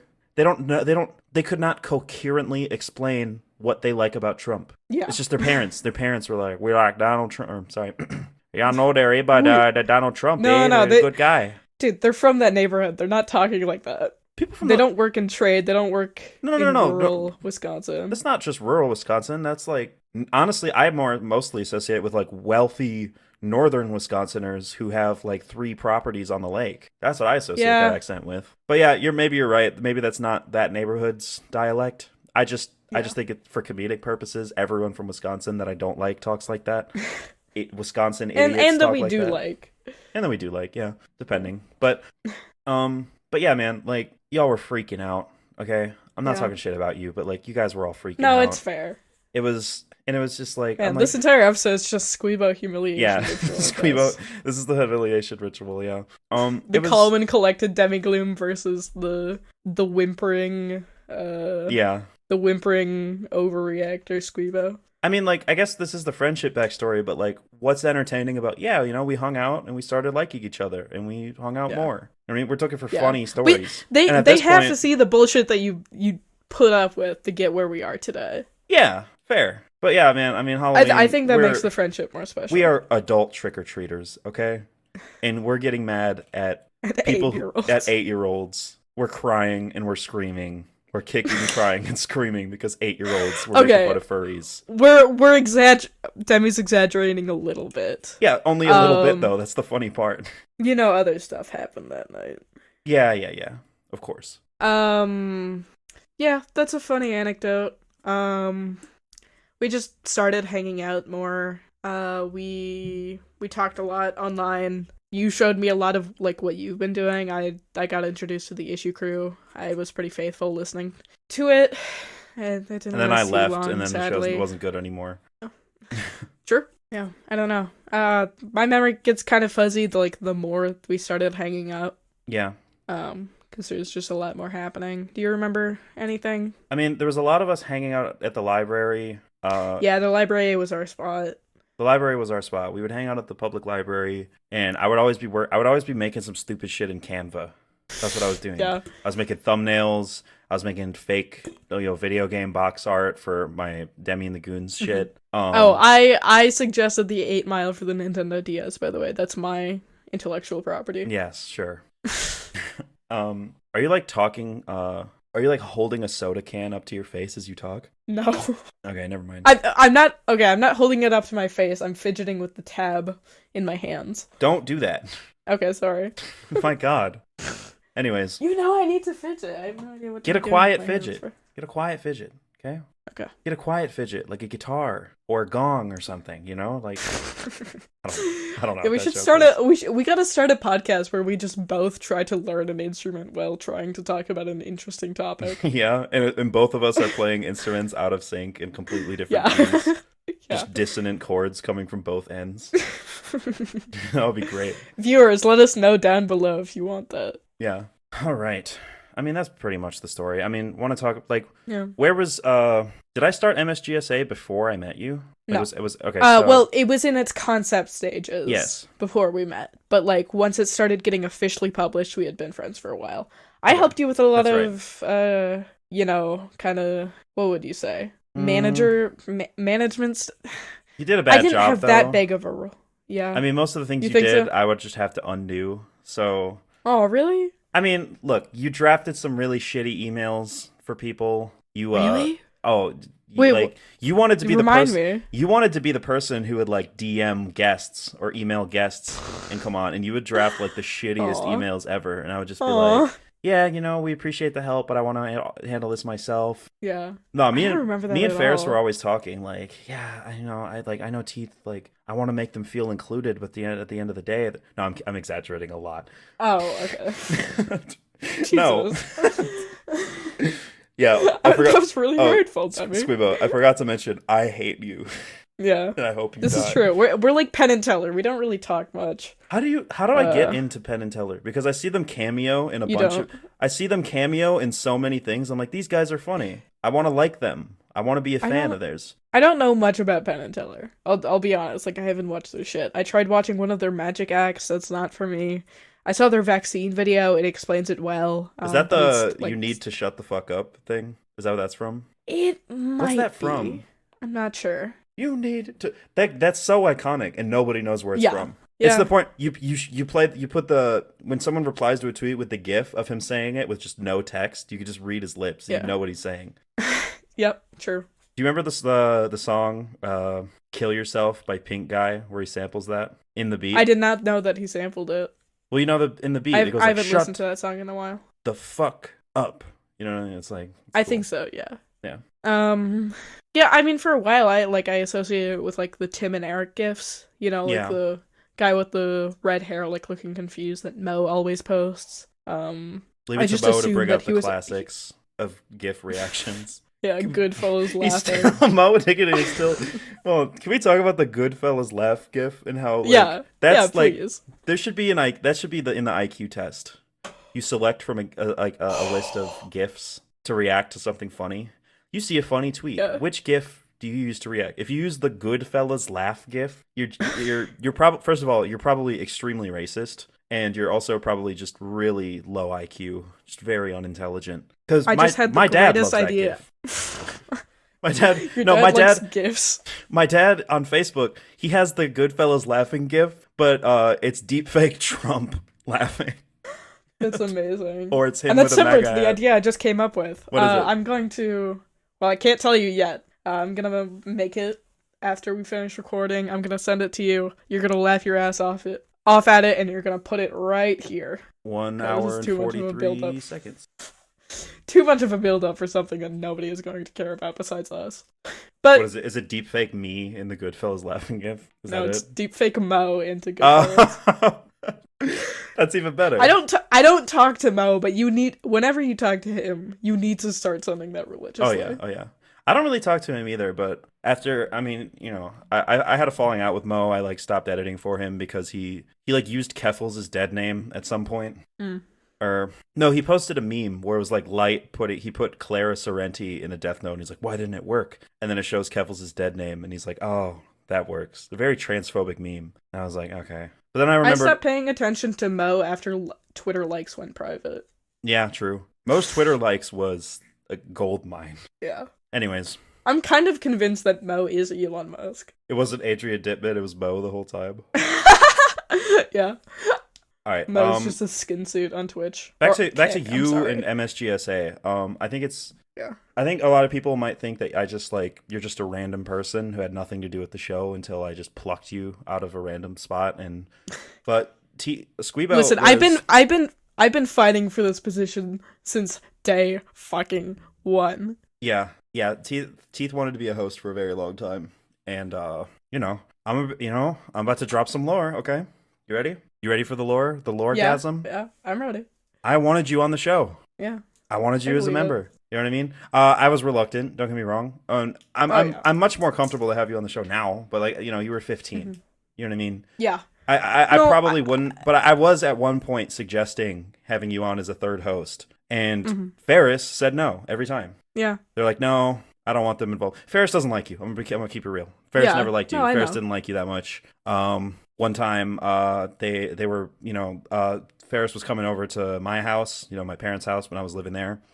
And they were bringing you, and I was like, would you feel uncomfortable picking up another person? I think it was another friend. And they're like, I'm already not thrilled about picking up one 16-year-old. Oh my god. They were never thrilled to be around you. Ferris doesn't fuck. Ferris doesn't fuck with you. All right, I'm gonna be real. Yeah. It's fine. No, I came to that conclusion myself pretty quickly. Yeah, but I'm sure there's plenty that I was not aware of, and I don't It's whatever. Care that much. It's anymore. an age difference, It's not doesn't click. I get it. I think they're older than my sister. Yeah, you know what I mean. And they're my I age just gap looked up to them to. My age gap with them is the same as my age gap with you. So the age gap is doubled between, you know what I mean, with you and me versus you and them. Mm-hmm. So there's that big distance there, and I get it. You know what I mean? They didn't want to just hang out with you one-on-one. Yeah, I and as I'm growing up, I feel that way too. So I don't blame them. I mean, they were 21 at the time, and you were 15 at the time. Yeah. Now that I'm 21, I don't want to hang out with 15-year-olds ever. Yeah. Period. Mm-hmm. I would feel weird if I was hanging out with you and a 15-year-old personally. Yeah. Mm-hmm. It's whatever. It's whatever. If there's a group setting and the ages get progressively lower, how many degrees of separation there are, whatever, But I'm not going to a high school party at this point in my life. There's just there's nothing for me there. Obviously. And you probably wouldn't have for like a long time. You were very focused on the college crowd, and you still kind of are, and it's like working out. I mean, your I'm birthday party was, disaffected. like... I'm disaffected by the college crowd. Because sick of all of those college cunts. Sick of all those college cunts. Yeah, no, but like I feel I just don't fit in. You know what I mean? People are like, "Oh, what are you majoring in?" And I'm like, "Oh, I dropped out of my first semester." And they're like, "Oh, you're lame. You're stupid." You know what I mean? It's like, whatever, fuck you too. But no, I mean, I hang out with some college kids. Most of my close friends are in college. I'm just saying the general age. They don't have to be in college. Yeah. Kind of qualify for the boundary that I'm setting. Yeah. Anyways, I mean, I did do a lot of work on MSGSA that didn't require a lot of... I did constantly pester them. I mean, I guess the both of you, but they were in the group chat about like, oh, what do you guys think about this design for the website? Yeah. Which I'm sure got old for them and probably you as well. No, not for me. I was always interested. I just wanted to not have a Wix site was my only problem. Yeah. And you were like, no, it has to be msgsa.wixsite.org. And I was like, no, I want middleschoolgsa.com. And that requires not using Wix. So that whole thing was a project for a summer camp I was doing, and it was basically like a pass-fail thing, and I did not have the time to be figuring out a system that was easier or could get you middleschoolgsa.com at the time. Well, because you need the domain and a Wix premium or whatever.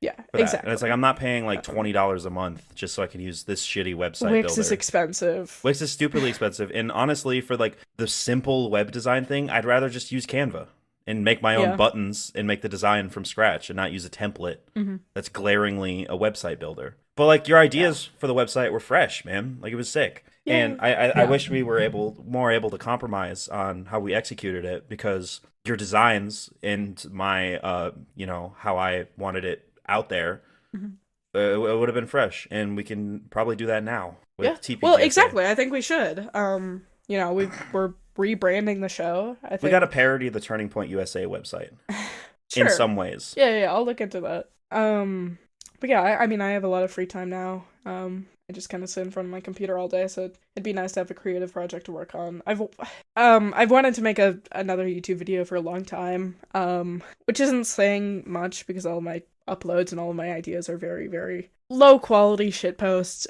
Check me out on YouTube if you like Squeebo the Last. It's just like very short. You got to start making real. You got to start making real shit on there. I think you should make a different channel for it. Personally. Yeah, probably. I'll help you, man. I just don't know what to post about. Yeah, I mean, I'm done with video essays at this point, probably. At least for, like, I'm done with, like, bread-tube video essays, because they were cute and fun, but at the end of the day, like, it took me so long to get, like, a 5-minute video done. Yeah. I'm just, like, I'm not a good writer. You know what I mean? I'm good at, I think you did pretty well for most of the ones you made. I think that was my opinion. That's fair, but I just don't think I could ever, like, I just don't think the videos were reached a level of quality that, like, I would ever be able to, like, really grow. But I mean, I guess the numbers kind of say otherwise. I mean, the Femboy Problem got like 15,000 views. It's my most popular upload. I don't know, maybe I could do, but I always felt like I was compromising my sense of humor and stuff like that. But who knows? I could do something better, I'm sure. But like right now, I want to focus. Like for me, I just find I do so much better in unscripted, like, conversation. I like conversations better than ranting at a camera or ranting alone. Exactly, me too. That's why I'm so apprehensive to starting my own channel. Like when it comes to like, so I want to do like podcasts where I talk to people, or interviews, conversations, debates, that kind of stuff. I feel like I get my point across much better than in a scripted format. And for my scripted stuff, yeah, same. I don't know. It just doesn't feel the same. I want to, I want to, like, as far as like the politics side of me goes, like this is how I want to execute it personally. Yeah, same here. But and then on top of that, there's like, when I have, I want to do hip hop. That's me making music and all that. I'm trying to do hip hop music. So to me, there's not much room for like scripted videos that I don't really like. And I guess I should have said this earlier. The main thing is I didn't enjoy making those at all. I didn't find them super fun. I was just doing them because I felt like that's what I needed to do. You know what I mean? What does the Demigloom YouTube channel look like? It looks like video essays. And I was wrong. That's not what I'm good at. I feel like I'm better at other things. Yeah. Well, this has been teased before. If you want to talk about it, the disturbing hip hop That hasn't been teased iceberg. before. So you just dropped a bombshell, but No, Demi, you've posted about it on Twitter. oh yeah, I guess so. Yeah, I like you're directly asking for submissions to the iceberg. That's true. Yeah, I'm making a little video about that. I'm not expecting to get a lot of views on it. It's just a little passion project. Because I learned exactly. to Like that's the type of video essays that I feel like you could successfully make and enjoy making. Exactly. At first I thought that I was trying really hard to please my audience because because I gained almost 1.5k subscribers from breadtubers who reacted to my shit. That's where my subs come from.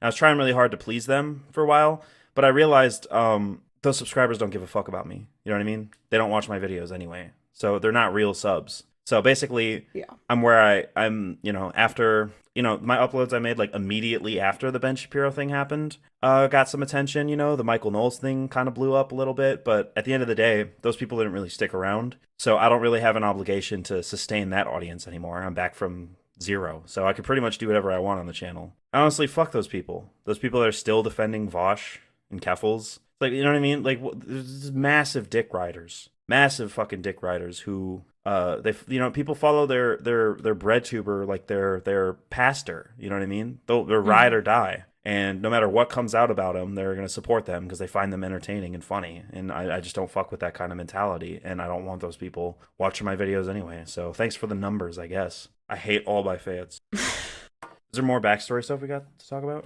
Squeebo's gone. No, I'm here. Oh, Hello. you're here. Okay.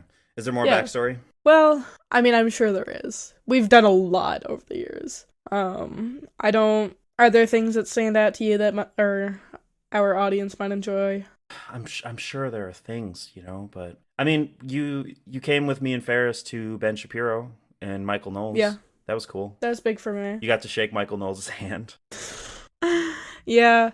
The one regret I do have about that night is not taking out my phone and recording, because a lot of that conversation, that sit down you had with him, was cut out. Yeah, they cut out some of the good points I made. Yeah, but some of the good points that he made, some of the funny stuff. There was stuff about lumbersexuals. Yeah, we talked about marriage porn. He was saying that trans people largely fall into transgenderism through pornography. And just basically being trans porn. Mm-hmm. And I was like, well, what about marriage? Fuck the Wachowski sisters for saying that, by the way. I think that's widely taken out of context. Well, no, obviously it is, but that's where a ton of conservatives got the idea that it comes from porn. I think it could be a lie, because I tried looking it up, but I couldn't find a direct quote that seemed that incriminating. But anyways, obviously it's not their fault. And they're just talking about their experience, and it's I'd say a valid experience. It's the conservatives' fault for taking that and running with it. I don't want to place too much blame on them. I don't want to of course, say that they're bad for the community because they're trans just like you or I guess. But I made a joke. He's talking about there are people who say they fall into this through trans porn. I'm like, Michael, what about people who got married because they fell in love with marriage porn? You know what I mean? Just it was a joke, obviously. That's not a thing. Yeah. And we all laughed together, and I think it was a fun moment of unity. Even though I hate that piece of shit, and I hope he bleep that. No. Replace it with I would not be upset if he did. I would not be sad if I'm not bleeping that. Bro. I want this episode to come out tomorrow, so not bleeping it. Sure. I don't give a shit. I don't care. Yeah, it was a fun moment of unity, and that's what I strive for in those interactions. I want the audience to be like, this and people say that I'm I don't think this is an appropriate term to use for me ever, or to use towards a white person ever, especially if you're white. People were calling me an Uncle Tom, as a trans person. I'm like, what? I'm like, what? Uncle Tom? And they're like, yeah, you're sucking up to your oppressor to make yourself look good and make your people look good to your oppressor. I was like, what the? First of all, that's extremely offensive. Yeah. Calling a white person an Uncle Tom, calling anyone an Uncle Tom in general, that's not my place to talk about. But calling a white person an Uncle Tom as a white person, what the fuck is wrong with you? So, first of all, even people who didn't use that term, people were saying you're sucking up to your oppressors. And I'm like, look, hundreds of thousands, if not millions, with the Ben Shapiro thing, millions of Republicans who hate trans people probably want us dead. Saw that debate, and I'm not going to get them to love trans people from my argument. But a lot of people were commenting things like, maybe some trans people aren't complete idiots. You know what I mean? Making compromising statements like that. And it's dehumanizing I don't and think we need disrespectful. to make constant fools of ourselves to stick it to the man.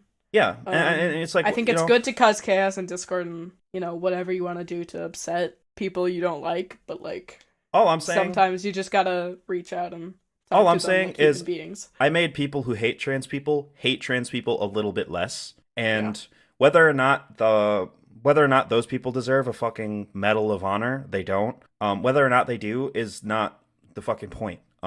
Or whether I deserve a Medal of Honor for making transphobes hate trans people a little bit less. All I'm saying is that that's a good thing overall. Whether you like it or not, I would rather a world where people hate trans people less. And if my actions can directly make hundreds of thousands of people think, maybe this one trans person is onto something, that's a pipeline. You know what I mean? Yeah.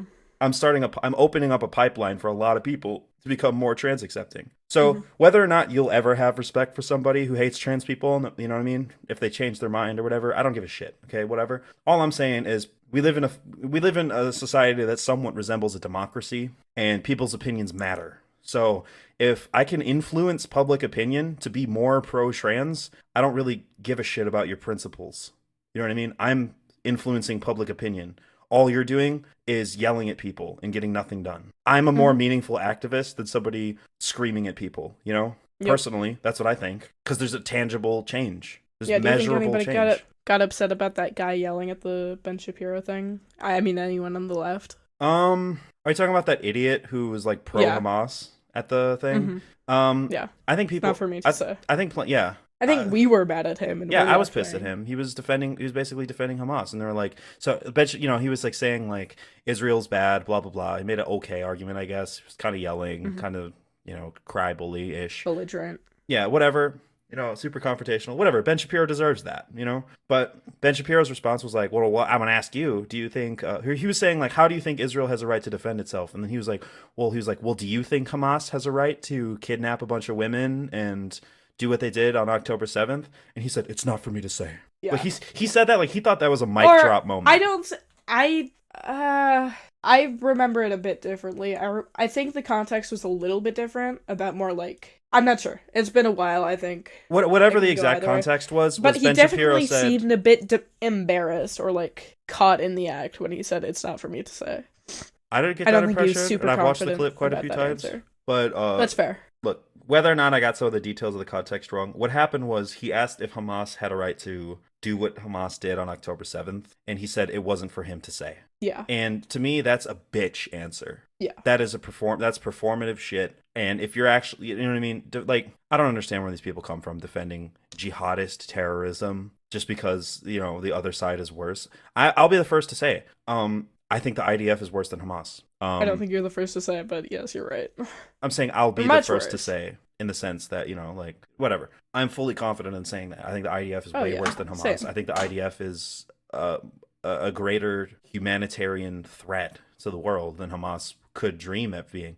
Now, ideologically, I think they're pretty equal. You know what I mean? Pretty on equal grounds. But in terms if they of both had a big red button to wipe out the other, they would both do it. They'll both do it. And by the other, we don't mean Hamas or the IDF. We mean Israel Jews or Palestine. Muslims. Jews or Muslims. They're both convinced that this is a holy war. And by the way, I post the links in every description for the charities, Muslim Aid USA, Palestinian Children's Relief Fund, and a couple of other. I should probably remind people every time, just, if you've got some extra money, please donate to those charities. And we don't really talk about Palestine that much because there's not a whole lot. I mean, there's not a whole lot of developments internally. It's just, they bombed Gaza again. You know what I mean? There's not a whole lot to say. If you lean supportive of Israel and you listen to our show often, please comment down below your beliefs and just we'll address them in the next episode, offer our opinions. We'll stay respectful, of course, but if you want us to try and convince you of something for literally any topic, just let us know in the topic or in the comments. Yeah, if you're curious about something, you're not married to a position, and you want to hear the far left, because that's what I am. I don't know about you, Squeebo. You want to hear the fucking far left version of that, issue, the far left take. I'm not claiming I'm an authority or a leader of left-wing thought, but no, neither of us are. Neither of us are. Most of our opinions are based on intuition, emotion, and just like the information that we've seen. What? I strive to eliminate emotion and intuition personally from my opinions. Obviously, nobody's immune to it, but I strive to think as logically and objectively as possible. Like I try to evaluate what are my biases, what are my emotions telling me, and do the facts align with them? Yeah. Okay, I put that poorly. You're right. Yeah, but like another thing, somebody comments on the Ben Shapiro thing. Wow, these are the leaders of left-wing thought. Hilarious. I'm like, no, we're not. That. Ben Shapiro was scared of the leaders of left-wing thought. Yeah. I don't like all the leaders of left-wing. Cenk Uygur. At the time, you were calling Vosh the... He is a leader of left-wing thought, 100%. Yeah. With the audience that he has, the grip that he has on young people, that amount of people. He could probably... Vosh would destroy Ben Shapiro. Why doesn't he go to one of those Ben Shapiro things? That's what I want to know. Why hasn't he done that? Yeah. Why hasn't Destiny done that? Maybe I don't know. There's probably a reason why none of those big guys go to those things, but because they go to schools and Destiny isn't allowed around schools. True. Yeah, Vosh too, I guess. Yeah, what's the Destiny thing that happened? There's is it real? Evidence that it seems pretty real, and I wouldn't put it past Destiny. I'm not gonna make any objective statements, but I'm not it fucking seems surprised pretty real. at all. Yeah. No. Destiny's a freak, man. Destiny's a freak. Destiny hangs out with open pedophiles, you know what I mean? And has quote unquote nuanced conversations with them. And I'm not, Destiny's defended incest historically. Talking about incest is morally neutral, and you can hypothetically create an incestuous relationship that doesn't have all these negative implications that society puts on incest. Incest is great. What the fuck, man? He's a fucking freak. He's a fucking weirdo. Yeah. That's why I don't fuck with him anymore. Mainly, it was the Israel shit and the racist shit. I'm done. I've been done with Destiny for years, I mean, I have a whole YouTube yeah, it's hard. It's been hard to be a Destiny fan for, as long as I can remember. I was never, because I was getting into political content around the time that, everybody knew how horrible he was. Yeah. I mean, I was a Destiny fan, during the pandemic, I guess. Because what I was listening to was Destiny destroying conservatives. And I say in my YouTube video where I talk shit about Destiny, I say Destiny has rightly earned he has rightly earned the title of one of the most articulate and sincere, maybe not sincere, one of the most articulate defenders of left-wing thought. He crushes it in debates against the right. But when it comes to internal left shit, and weird broad moral discussions about things that I thought were settled hundreds of years ago, he's a fucking weirdo and he's a freak. At the end of the day, you could be the best debater in the world. You could be the smartest, pro-left debater against Republicans in the world, but you're a fucking freak. You're a creep. You're a weirdo.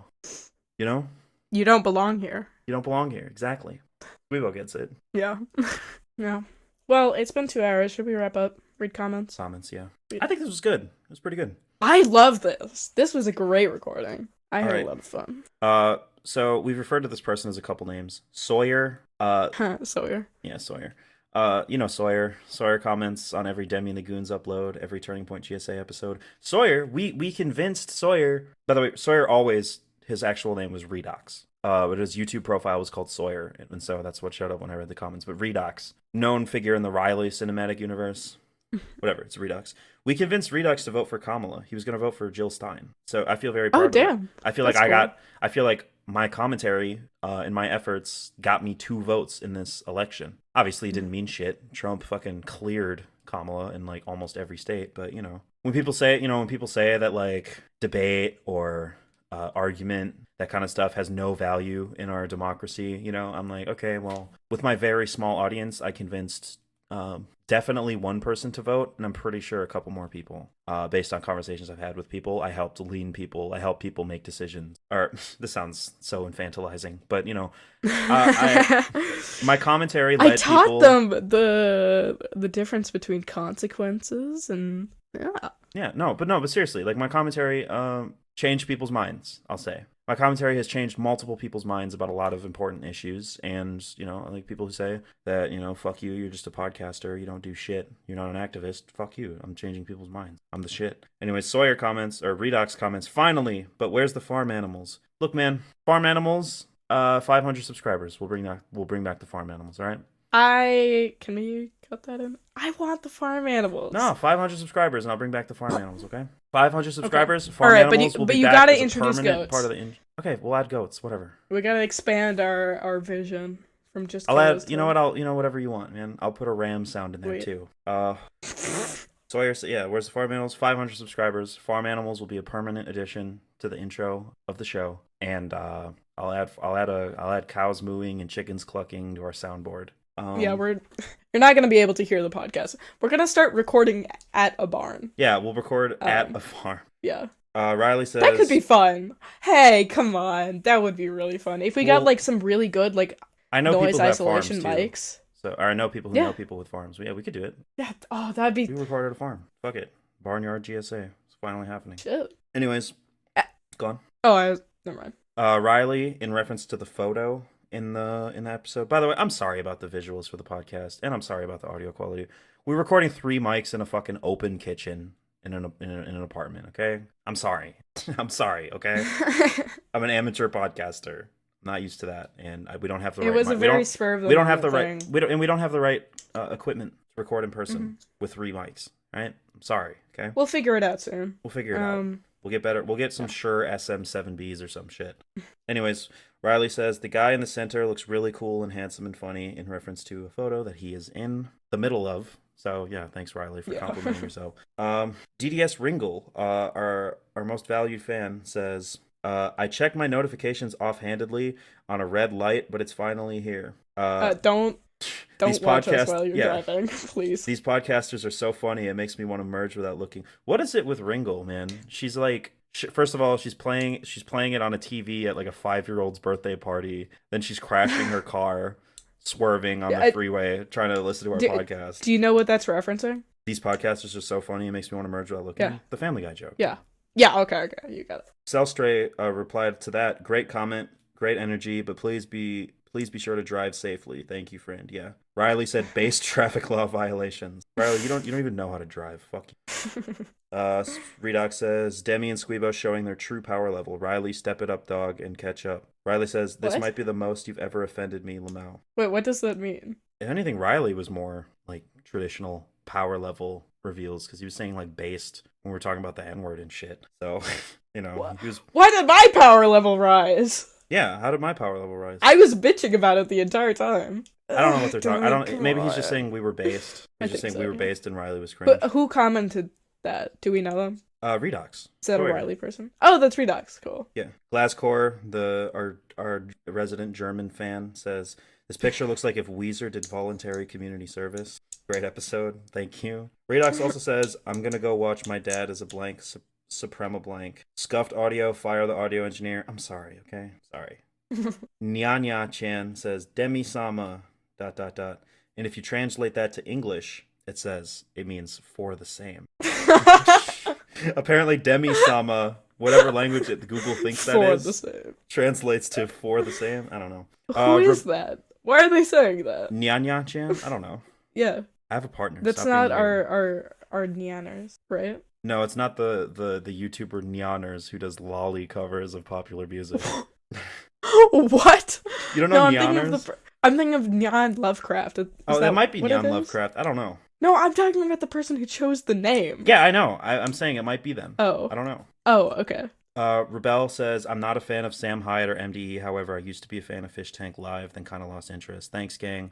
Love you all. Great podcast episode. Note, Filipino is the gender neutral form. I knew it. Yeah. Knew it. Thank you, Filipinos, for listening to our show and tolerating my ignorance. Demi has a big whiteboard in her apartment that's just like a conspiracy board of what the perfect gender neutral term for Filipino is. I just forgot I forgot I could ask a Filipino person. Yeah. No. Also, we didn't even mention the new cover art. Thank you, Rebel, for the new cover art. I like it. You got new art. Yeah. And also Rebel. Pretty What was it? So yeah, obviously we're outsourcing our labor to the Philippines. And I remember when I first met Rebel, and I found out she lived in the Philippines. The first thing I asked her was if it was true that they had mixed spaghetti at McDonald's there, and she said, "Yeah, we all love it here." I was like, damn. That's awesome. I want to I'd go to spaghetti. the Philippines just for that, yeah. Just for mixed spaghetti. Travel the whole world just to try different McDonald's menus. Then like dude, there's so many YouTube videos about that. Yeah, I'm sure. I tried every McDonald's menu in the world. Apparently Africa has some bomb-ass McDonald's food. I mean, every McDonald's location, every country, the McDonald's like tries to adapt to like, you know, local cuisine. Apparently like Africa, pasta in the Philippines. Yeah. Apparently in the Philippines, they make their spaghetti with really sweet sauce. And the biggest complaint about mixed spaghetti, because it launched worldwide and failed everywhere except the Philippines. But everywhere else was like the spaghetti's too sweet. It tastes like sweet microwave spaghetti. But in the Philippines, they love sweet spaghetti. Yeah. Like if you've had Filipino spaghetti, that it's sweet, sugary. Mm-hmm. So yeah, I don't know. That's cool. Yeah, and that was all the comments. I guess we have the Anthony Fantano clip comments. There's like 6 or 3. Ash Kitty says, funny how the guy who's spearheading this stuff with Fantano is DJ Academics, the guy who was caught in 4K being weird with the kid. And then it's more like 720p. DJ Academics doesn't take care of his like stream quality. True. Caught in 720p. Yeah, I mean, DJ Academics too is doing this whole like Fantano is a racist thing, and then he's hanging out with Kanye and working with Kanye while he's wearing a swastika chain. You know what I mean? I get it. Mm-hmm. Racism is different. You know, it's different. Anti-black racism is different if you're white or if you're black. I understand that. But Kanye's anti-Semitism is much more consequential than the supposed racism that Anthony Fantano is perpetrating. I mean, Kanye is going on songs saying Heil Hitler. Anthony Fantano, like 10 years ago, quoted an iDubbbz thing and called it bad. You know what I mean? It's completely different scales, and I don't even want to talk about this, honestly. I don't even want to entertain this stupidity. It'll be gone in like a couple days. It's probably already gone. It was probably already gone by the time we uploaded the clip. Yeah. Akiyama says he's bald, and that's bad enough. He could be French. That's worse. Pardon me. S. Batano says he's bald and he has a stupid fucking mustache. Like, why? It looks like the Pizza Hut logo that makes him deranged. Yeah, I was talking about this the other day when I read this comment the first time. I thought I was the only one who realized that Anthony Fantano's mustache, sometimes he shaves it and sometimes he grows it out. When he grows out his mustache, it's shaped exactly like the Pizza Hut logo. Fantano, why? Why are you growing this Pizza Hut mustache? It's so funny. Yeah, choose a better fucking pizza store. Yeah, grow like a Papa John's mustache. Grow a Charlie Chaplin mustache. A what mustache? Charlie Chaplin? Yeah. What, because it's Hitler, or is there Charlie Chaplin's pizza? Okay. It's Hitler, Charlie Chaplin. Charlie Chaplin. There's I think it was Whitest Kids You Know who did the bit where no, it was a YouTuber. No, Key and Peele. No, it wasn't Key and Peele. They did a bit about Key and Peele does have a bit. No, they did that, but there was a YouTuber who did a bit. I'm sorry, I don't remember your name. It was funny. Charlie Chaplin like dies and gets into heaven, and he's like, "Hey God, I'm Charlie Chaplin," and he's like, "No, you're not Charlie Chaplin. Charlie Chaplin's already in heaven." And it's Hitler pretending to be Charlie Chaplin, like just kicking it in heaven. Funny. That was funny. Yeah. That's pretty fucking funny. Yeah. Last comment. Wheeze in the end. Or when is the end? Says those were different times for sure. The level of self-censorship that goes on these days because of cancel culture is crazy. Censorship is gay in general. No, man. No, that's not what I'm saying. You took away the wrong conclusion. You took away the wrong... Like, they didn't even listen to the clip. They probably just saw the title, me saying Fantano was good. I wasn't saying Fantano should have said that. It was bad. I condemn Fantano for saying that. It was a bad thing to do.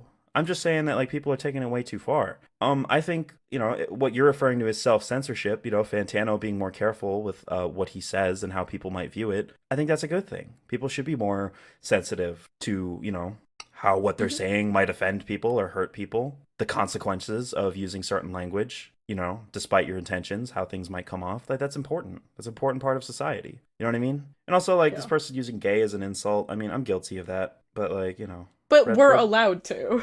Yeah, we're allowed to. I mean, I guess I don't know this person. Maybe you're gay. I don't know. I'm gonna be real, man. What? You don't think we should use it either? No. I have straight friends who say shit is gay as an insult, and I don't correct them. Yeah. I don't correct them. It just, I mean, maybe I should for the sake of other people, but for me personally, it just doesn't bother me so much. And I just kind of like, whatever. I'm choosing my battles. But like, I did have a talk with Riley one time. I was like, dude, can you like not use gay as an insult? Like just so casually, like anytime something's bad, he's like, that's gay. Fuck that. It's fucking gay. I'm like, dude, can you like not do that? And he was like, no, fuck you. I'm going to say whatever I want. You know? And I'm just like, whatever. I know he's not Riley, homophobic. whenever you call something gay, just imagine you're back in the 90s as a part of the camera crew that bullied the one Power Ranger into quitting the show. True. Just imagine that's you. And exactly. think of all of the damage you're causing. Think of all the people you're hurting. Think of all the gay kids that have killed themselves because you didn't even know they were gay. You called them gay.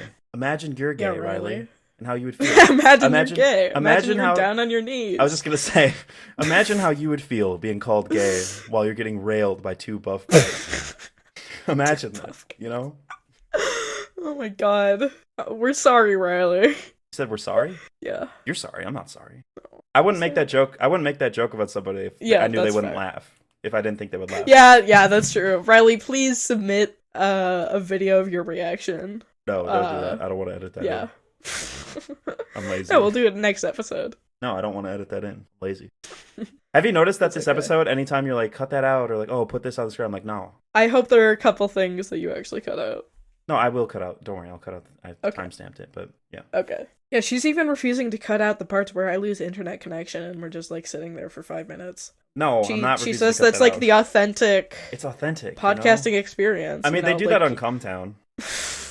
I respect Nick Mullen's sense of laziness. The first like 100 episodes of Cumtown are completely unedited. Yeah, and they're always like, I remember like many times where like they would say something and they're like, oh, you gotta come on, cut that out. You gotta cut that. And he's like, all right, I will. Yeah, and he just never do. Or also, I remember another time someone was like, cut that out, Nick, and he was like, all right, I'll cut it out. And then they're like, I know you're not gonna cut that out. And he's like, yeah, I know. I never cut anything out. And they were all millionaires. That's crazy, man. Yeah, mad respect. Oh, also, I'm setting up a Ko-Fi, which should be done by the time this comes out. So, hey, if you like this show and you want to donate to support us, make life easier for two struggling podcast hosts, donate. We're accepting donation. If you're all going to Demi's Labubu collection. I don't even have a Labubu. Some trans guy I matched with on the friend version of Bumble had to explain what Labubus were to me. Demi, I have a question for you. What? Labubu or money? Adrian. Explain our friend group. I'm sorry, that's for all the Zoomers out there. Okay. Do you have any? Okay. I think this is how we should close. I have an idea for how we should close every episode. Yeah. Each of us tells a joke, and then we just stop recording. So you go first. You tell a joke. It could be horrible too. That'll make it funny. I spell coffee backwards because I don't give fuck until I've had my coffee. True. Thank you. When I was a little kid, I've told this joke. Whatever. When I was a little kid, you know how I don't know if this is just like locally, but like if you go into a Goodwill store, or I don't know if they do this anymore, but there was a point where if you go into Goodwill, there are like these banners held up with pictures of employees with like quotes about how great Goodwill is of a place to work, and it's all like people with like glaring like physical or intellectual disabilities. So they all have it's like mostly people with Down syndrome or like people with like neck braces, like I don't know what. See, wait, Demi, can you please put in that stock image you like of the guy on the neck brace? No, that's a guy with a dog cone around his head. Okay, put that in. Edit that onto a Goodwill banner. Okay, but you know what I'm saying? Just send that to me and I'll make it. Have you seen those, T? Yes, yeah. The Goodwill banners with like the people with Down syndrome? I worked at Goodwill, of course. So they had them at the one you worked at? Like the banners where it showed pictures of disabled people, and it was like, Goodwill gave me not only a new job, but a new life. Yeah, it was right above my locker. Yeah, so Goodwill pays people with Down syndrome less money than their differently abled employees. Apparently, they've been accused of that. I don't know how true that is, but it's not a good employer in general. So it seems kind of slimy to be like, look at all these disabled people who love working for us. Yeah, you know what I mean. Your money's going. Yeah. Your money is going to some guy with Down syndrome who can afford more SpaghettiOs. Yeah, they actually started doing that. Like 2 weeks after I started working there, they had a new policy that every 30 minutes a message would play on the intercom saying, "Thank you for shopping at Goodwill. Any donations or purchases you make here go directly to our mission of supporting housing, employment, and setting fire to wild forests."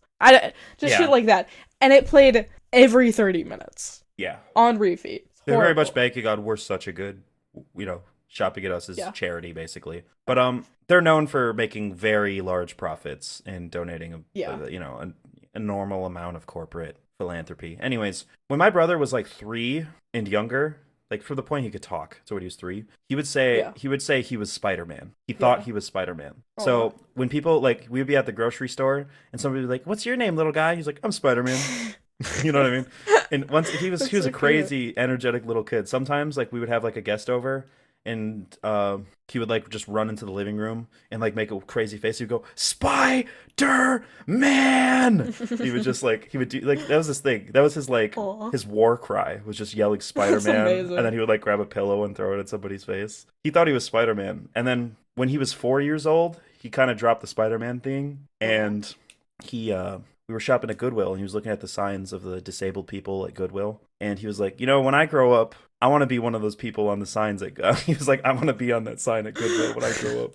Like that's what he wanted. That's what he aspired to be. And I can't help but feel like the world really crushed his dreams, because he went from I'm Spider-Man to maybe I could be a disabled, maybe I could be a Goodwill employee with Down syndrome. Oh my God. Really crushed. Really crushed his dreams. He probably had to think didn't more realistically. know. Of course he didn't know. That's the humor. Oh, poor kid. I thought that was a funny joke. Yeah, I like that. All right. Well, I think that's it. Yeah, follow us on Twitter. Follow the show on Twitter. Follow me and Squeebo on Twitter. You know, follow our socials. It's all linked in the description. Like, gay tweets about yeek. Subscribe to my OnlyFans and DM me if you want to collab. Don't Trans women do only. that. No, I'm kidding. I don't have an OnlyFans. Okay. Bye. Bye-bye. Right.